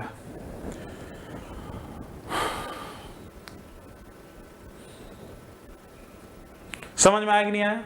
लेकिन अगर थोड़ा सा भी अगर आपको डिविजिबिलिटी रूल ये सब अच्छे से पता है, पावर सोर्स सारे याद हैं, तो यहां तो आप मुजवानी कर सकते थे। इनफैक्ट जब आपने इसको लिखना स्टार्ट किया, यहीं से आप आंसर को टिक कर सकते थे, क्योंकि आप यहां से यूनिट निकाले, 1 यूनिट फिर मल्टीप्लाई किए, कहीं ना कहीं कुछ ना कुछ तो टाइम लगा। जब आपका ये 64 आया तो आपको पता चल गया कि हमारा जो आंसर आएगा वो 64 का मल्टीपल होगा। 64 का मतलब 2 की पावर 6 का मल्टीपल होगा। क्लियर है, इसका मतलब सीधी सी बात है, जो हमारा आंसर होगा वो लास्ट में आपका 4 का मल्टीपल होगा। 4 का जब मल्टीपल होगा, देखिए जब पावर से याद होगा ना, तुरंत आपको समझ में आएगा ये 4 का मल्टीपल तो है ही नहीं, ये भी 4 का मल्टीपल नहीं है, ठीक है। 5120 ये भी 4 का मल्टीपल है, ये भी 4 का मल्टीपल है, और 64 की अगर बात करें तो 8 का भी क्या है, मल्टीपल है, तो ये 8 से नहीं कटेगा, तो यही आंसर है। और वैसे भी देखा जाए 512 क्या है, 2 की पावर 9, क्लियर है? ट्रिक ध्यान रखिएगा, ट्रिक में बाकी तो ट्री मेथड्स हैं, फार्मूला भी मैंने लगा रहा हूं, जिससे आपको पता चले कि चक्रवृद्धि ब्याज को आसान बनाया जा सकता है। कुछ लोग बोलते हैं चक्रवृद्धि ब्याज को ट्री के मेथड से करो, ऐसे करो, ऐसे करो, लेकिन सिचुएशन के अकॉर्डिंग हम उसको करते हैं। जैसे आजकल पॉइंट्स में आ रहे हैं तो आप फार्मूले में डिजिटल सम का यूज कर रहे हो, तो अपने आप को चेंज करना पड़ेगा, आपको हर चीज जानना पड़ेगा। ठीक है, चलिए क्वेश्चन नंबर आते हैं 24 जो है, निम्नलिखित दशमलव संख्याओं में से वह परमेय संख्या कौन सी है जिसका हर 37 है। ये आपका रेलवे का क्वेश्चन है, एनटीपीसी का। ठीक है, जिसका हर 37 है, परमेय संख्या कौन सी है, ठीक है, और जिसका हर 37 है। ठीक है, तो यहां पर आपको क्या करना है, सीरीज बात है। देखिए यहां देखिए 459 459 459 यहां दिखा है 459 459, ये सिर्फ रुक गया है, मतलब ये टर्मिनेट कर गया है। ये क्या कर गया है? टर्मिनेट कर गया है। यहां पर देखिए ये टर्मिनेट का मतलब ये शांत दशमलव है और ये अशांत दशमलव है।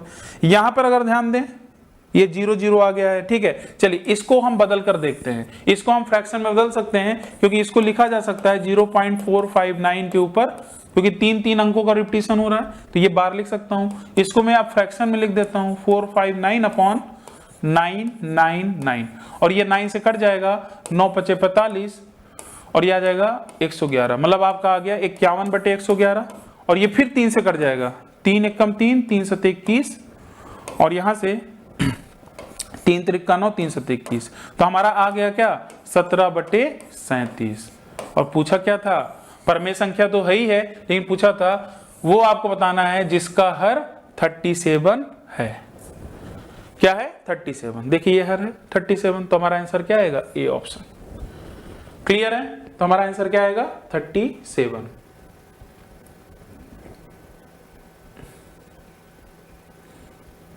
चलिए नेक्स्ट क्वेश्चन, क्वेश्चन नंबर 25। हाँ,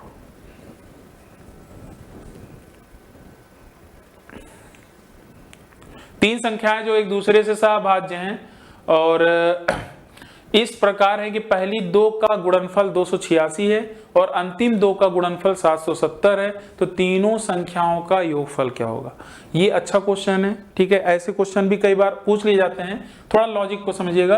तीन संख्याएं हैं, तीन संख्या में एक दूसरे से सहभाज्य हैं, इस प्रकार है कि पहली दो का गुणनफल, पहली जो दो संख्या है इनका गुणनफल 286 है। फिर बोला है अंतिम दो का गुणनफल, अंतिम दो में दो भी आ जाएगा और ये 3 आ गया, अंतिम दो का मतलब सेकंड और थर्ड का जो गुणनफल है 770 है।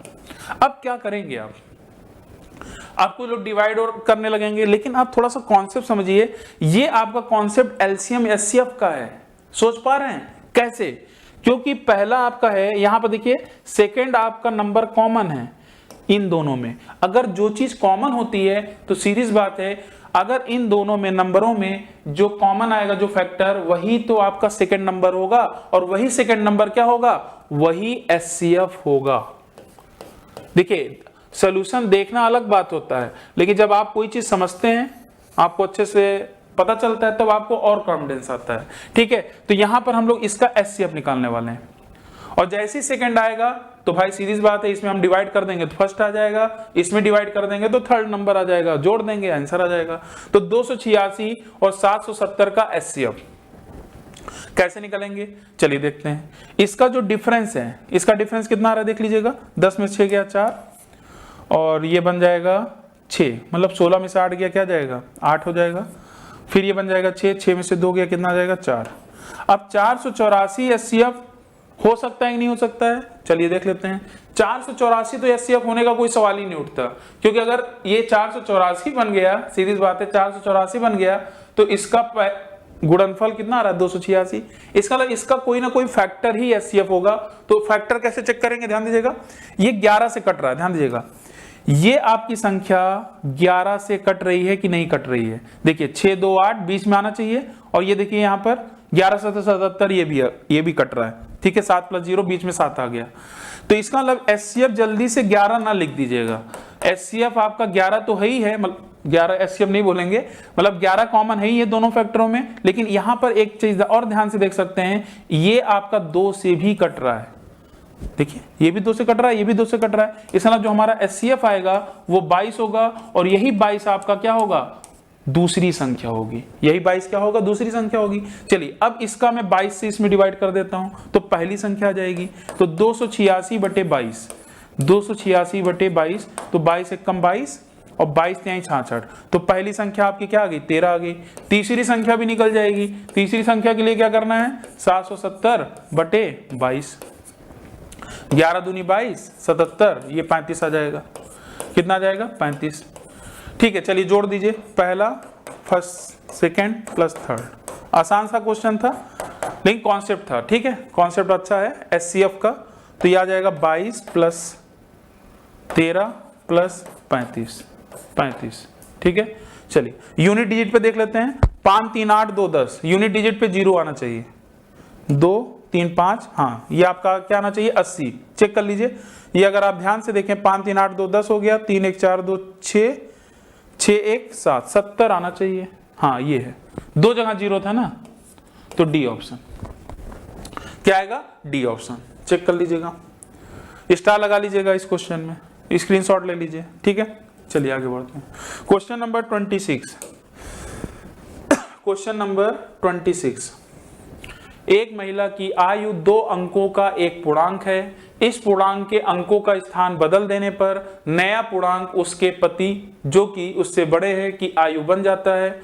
उनकी आयु का अंतर उनकी आयु के योगफल का 11वां हिस्सा है। उसकी आयु का अंतर क्या होगा, किसकी आयु का, पति और पत्नी की आयु का अंतर पूछ रहा है। यहां देखिए फिर से पढ़िए, शायद पहली बार ऐसी पढ़ते हैं आप। लिखा एक महिला की आयु 2 अंकों का एक पूर्णांक है, मतलब x और y है।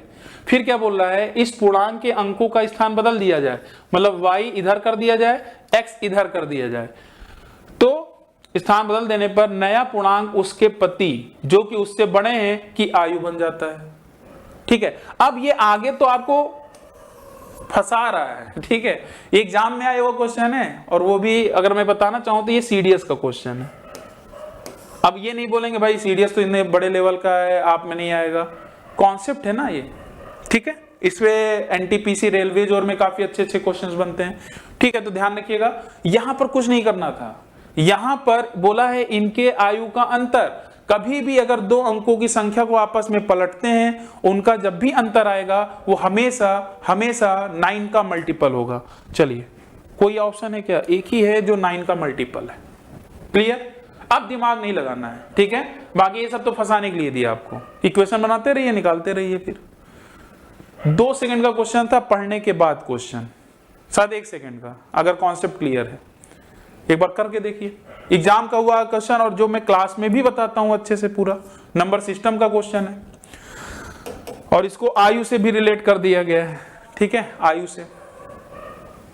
चलिए, यहां लिखा है दिल्ली से आगरा जाने वाली एक कार की औसत गति 60 किलोमीटर प्रति घंटा है, और आगरा से दिल्ली वापस आते समय उसकी औसत गति क्या हो जाती है, y किलोमीटर प्रति घंटा है। समान दूरी तय करने में यदि संपूर्ण यात्रा में कार की औसत गति 48 किलोमीटर प्रति घंटा रही तो y का मान क्या होगा, तो y का मान क्या होगा ये आपको बताना है।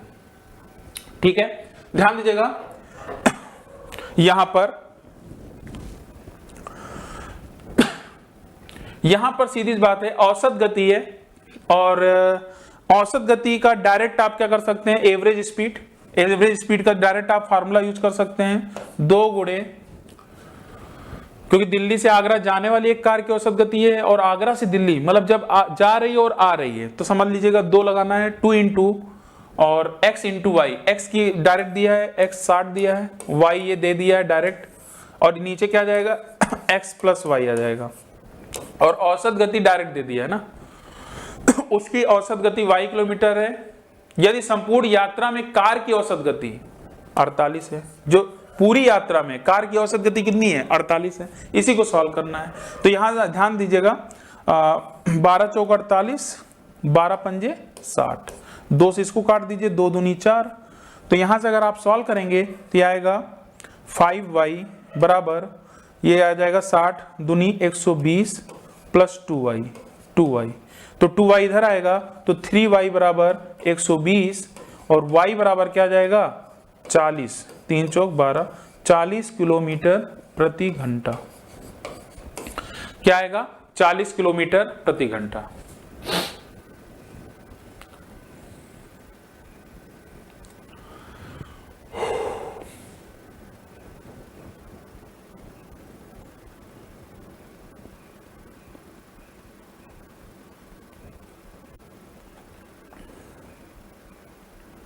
तो समझ में आया कि नहीं आया?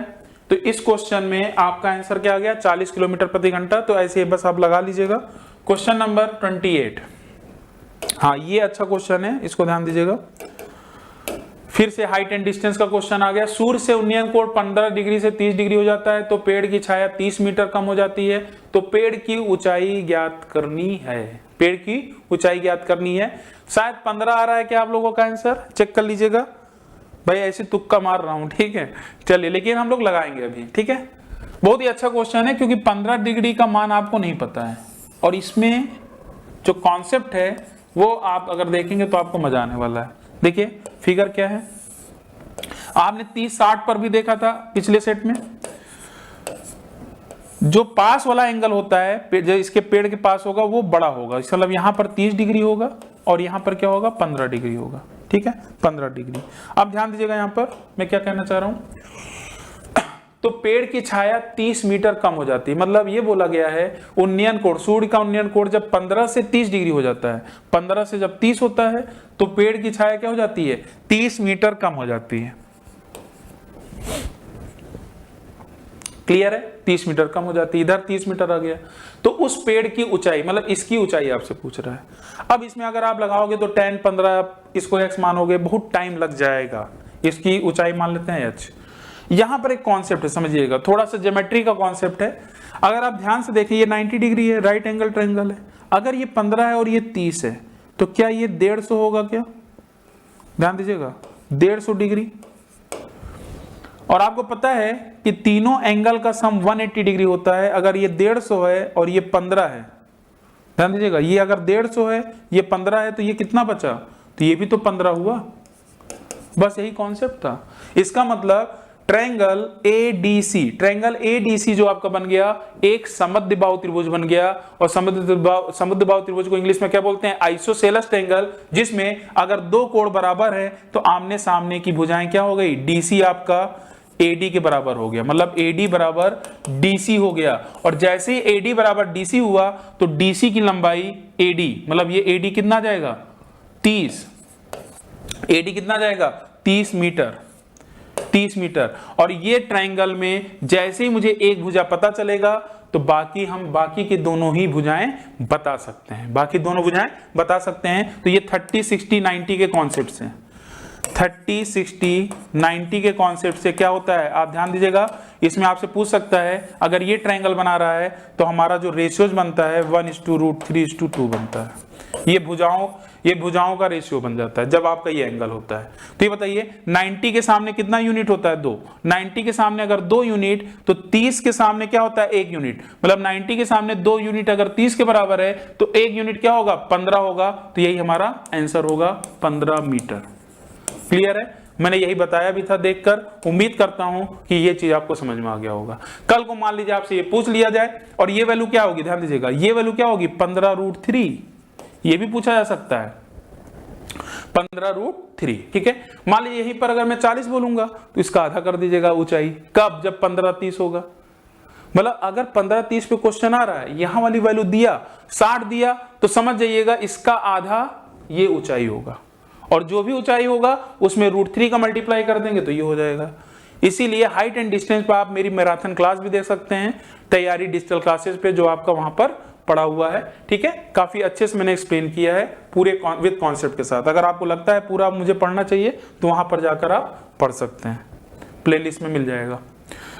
क्वेश्चन नंबर 29, ये आपका मेंसुरेशन का क्वेश्चन है। ठीक है, ऐसे क्वेश्चन आपको लगभग बहुत सारे एग्जाम में देखने को मिलते हैं। ठीक है, चलिए लिखा है यदि एक लंब वृत्तीय शंकु, इसको हम लोग बोलते हैं राइट सर्कुलर सिलेंडर। क्या बोलते हैं? राइट सर्कुलर सिलेंडर,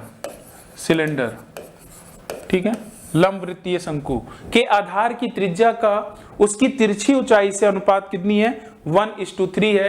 तो कुल पृष्ठीय क्षेत्रफल का वक्र पृष्ठीय क्षेत्रफल, कुल पृष्ठीय क्षेत्रफल का मतलब होता है टोटल सरफेस एरिया, और वक्र पृष्ठीय का मतलब होता है कर्व्ड सरफेस एरिया, CSA भी बोल सकते हैं। तो इसके साथ अनुपात बता रहा है। तो शंकु का मतलब आपको अच्छे से पता है, ध्यान दीजिएगा अच्छे से। ये आपकी हाइट होती है, ये आपकी तिरछी ऊंचाई L होती है, और ये जो आप मिलाते हैं ये आपकी त्रिज्या होती है R, ठीक है। चलिए क्या दिया है? त्रिज्या तथा उसकी तिरछी ऊंचाई, मतलब आपका R/L दिया है, क्या? 1:3। ये तिरछी ऊंचाई या स्लैंट हाइट भी बोलते हैं इंग्लिश में। उसके अलावा यहां पर जो आपका वक्र पृष्ठीय, कुल पृष्ठीय क्षेत्रफल क्या होता है? ध्यान दीजिएगा, कुल पृष्ठीय जो क्षेत्रफल होता है वो आपका होता है टोटल सरफेस एरिया, जो होगा ये होगा पाई RL प्लस पाई R², ठीक है, पाई RL और ये पाई R² नीचे वाला, और कर्व्ड सरफेस जो एरिया होता है ये आपका पाई RL होता है। क्या होता है? पाई RL। तो इसी का रेशियो आपको बताना है, ठीक है। अब इसके रेशियो को हम लोग कैसे फाइंड आउट करेंगे, इसी पे आपको क्या करना है, इसका रेशियो निकालना है। चलिए स्टार्ट किया जाए। तो इस क्वेश्चन को देखिएगा ध्यान से, बहुत ही अच्छा क्वेश्चन है और शानदार क्वेश्चन है, ठीक है। अब इसमें आपको अनुपात निकालना होगा, तो अनुपात कैसे निकालेंगे? ध्यान दीजिएगा, मैं डायरेक्ट यहीं लिख दे रहा हूं, TSA/CSA। जो पहले दिया रहेगा उसी को लिखेंगे। कुल वाला ये है, तो TSA कितना आ जाएगा? यहां से पाई R कॉमन ले लेंगे, पाई R कॉमन लेंगे तो बनेगा क्या? L plus R। नीचे तो पाई RL है ही है, पाई R से पाई R कट गया, तो हमारा जो रेशियो बन गया L प्लस R/L, और L से अगर इन दोनों में डिवाइड कर दूं तो हमारा जो रेशियो बन जाएगा क्या बन जाएगा? 1 प्लस R/L। 1 प्लस R/L, ये आपका TSA/CSA हो जाएगा। अब वैल्यू उठाकर रख दीजिए भाई, R और L का रेशियो दिया है 1/3, तो यहां अगर आप रखोगे तो ये आ जाएगा आपका, चलिए मैं इधर कर दे रहा हूं, total surface area is two CSA।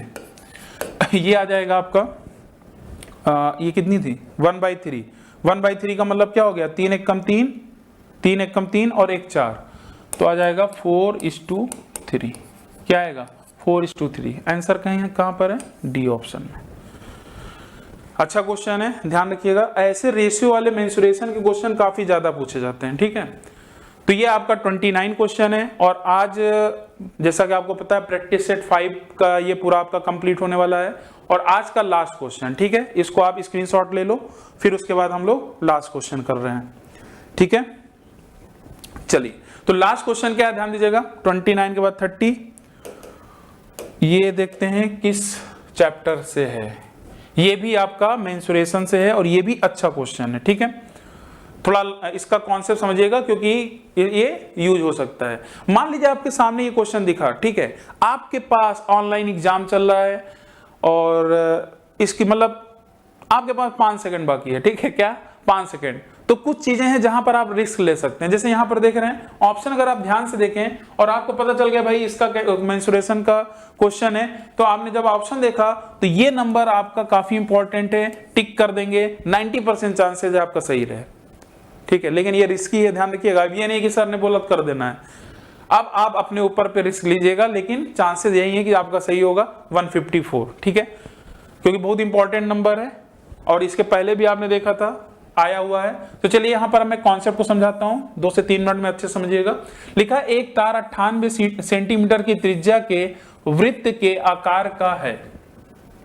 98 centimetre की त्रिज्या, मतलब वृत्त की जो त्रिज्या R मान लेता हूं, ये दिया है 98 सेंटीमीटर, ठीक है। फिर बोला इस तार से एक वर्ग बनाया गया है, तो वर्ग की एक भुजा की लंबाई क्या होगी? क्या बोला है?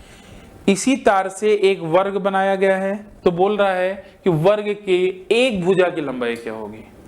अब मैं थोड़ा आपको समझाता हूं, ध्यान समझिएगा। यहां पर दो चीज है, मैं 3 से 4 मिनट लूंगा क्योंकि मेंसुरेशन का काफी अच्छा क्वेश्चन यहां से बनता है। पहले मैं इस पे बात करता हूं 2D पर, उसके बाद मैं 3D पर भी बात करूंगा। 2D का मतलब 2 डायमेंशन, ठीक है, और 3D का मतलब क्या होता है 3 डायमेंशनल। तो यहां पर R बराबर 98 सेंटीमीटर है। जब भी कोई वायर अगर है उसको हम दूसरी चीजों में ट्रांसफॉर्म करते हैं तो जो उसका पेरीमीटर होगा, पेरीमीटर मतलब जो भी सरकमफ्रेंस होगा, उसी, जैसे मान लीजिए एक सर्कल हमने बनाया, एक रस्सी ही है, उसको मैंने काट कर, अब मान लीजिए मैं वर्गाकार बनाना चाह रहा हूं, तो जो वृत्त का जो सरकमफ्रेंस होगा, जो परिधि होगा, जो लंबाई उसकी होगी, वही वर्गाकार का पेरीमीटर परिमाप होगा, क्योंकि उसी रस्सी से बनी है तो वही होगा। तो ये कॉन्सेप्ट को आप ध्यान रखिएगा। इसका मतलब रेडियस जो हो गया वृत्त का ये है, तो इसका मतलब आपको तुरंत समझना होगा कि मुझे सरकमफ्रेंस निकालना है। काफी स्टूडेंट यही नहीं समझ पाते कि क्या करना है आगे, इसीलिए फिर गड़बड़ा जाते हैं। समझ में आया? जब भी रस्सी से, कोई भी रस्सी 2D के शेप में अगर है, उसको काट कर दूसरी चीज में ट्रांसफॉर्म करना है, आयत बनाना है या वर्ग बनाना है या कुछ भी बनाना है, तो उसको आप ध्यान रखिएगा, वहां पर उसका जो सरकमफ्रेंस होगा, उसके सरकमफ्रेंस जो होगा, उसकी लंबाई जो होगी, वही वर्ग का, यह इसके अकॉर्डिंग वर्ग का पेरीमीटर हो जाएगा। कैसे देखिएगा, क्योंकि r की वैल्यू है तो तुरंत पता चल गया कि c बराबर 2 पाई r होता है वृत्त की परिधि, पेरीमीटर भी बोल दीजिए या सरकमफ्रेंस बोल दीजिए। तो देखिए c बराबर क्या आ जाएगा, 2 गुणे आ जाएगा, 2 गुणे 22/7 पाई की वैल्यू r 98 है। 7 से काट दीजिए, 7 एकम 7, 7 चौक 28। तो यहां से एक बहुत ही अच्छा कॉम्बिनेशन बना। और एक चीज मैं और सिखा दे रहा हूं, यहां पर c बराबर आया 22 गुणे 28 और c बराबर जो हो जाता है 616 सेंटीमीटर। यहां क्या मैं सिखाने वाला हूं, ध्यान समझिएगा। 22 गुणे 28 मैंने बोला भी था, ये भी एक कैलकुलेशन ट्रिक है, जो कि मैंने एक चीज बताया भी था। क्या चीज, ध्यान सुनिएगा। जो मैं बोला भी था आपको, वैदिक मैथ्स का हम लोग यूज करते रहेंगे, अपने स्पीड बनाते रहेंगे। इसका फायदा यहां पर ये भी मिल रहा है। अगर इकाई अंक का सम योग 10 बना रहा हो और दहाई प्लेस पे जो है ये समान हो, सेम हो।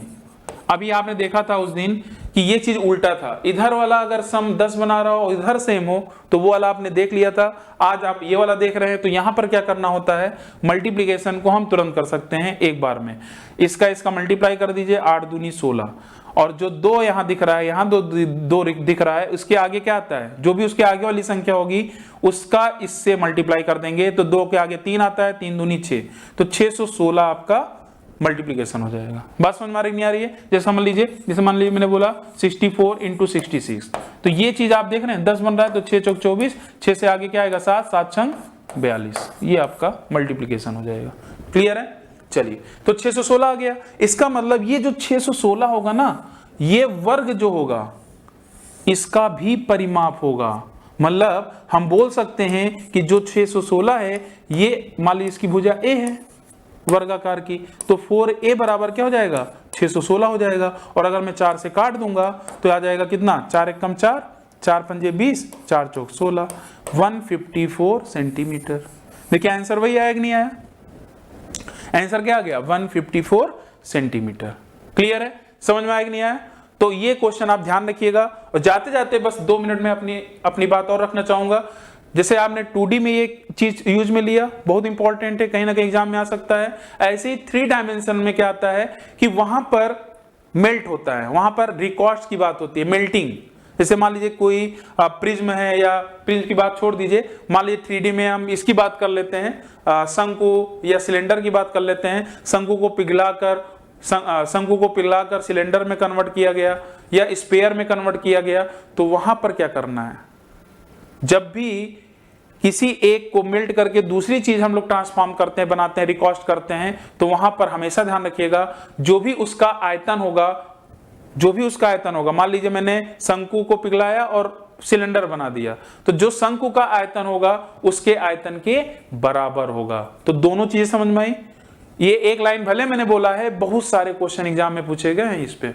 ठीक है, तो आज का सेशन आपको कैसा लगा? उम्मीद करता हूं कि 5वें प्रैक्टिस तक आते आते आपके अंदर वो कॉन्फिडेंस झलक रहा होगा।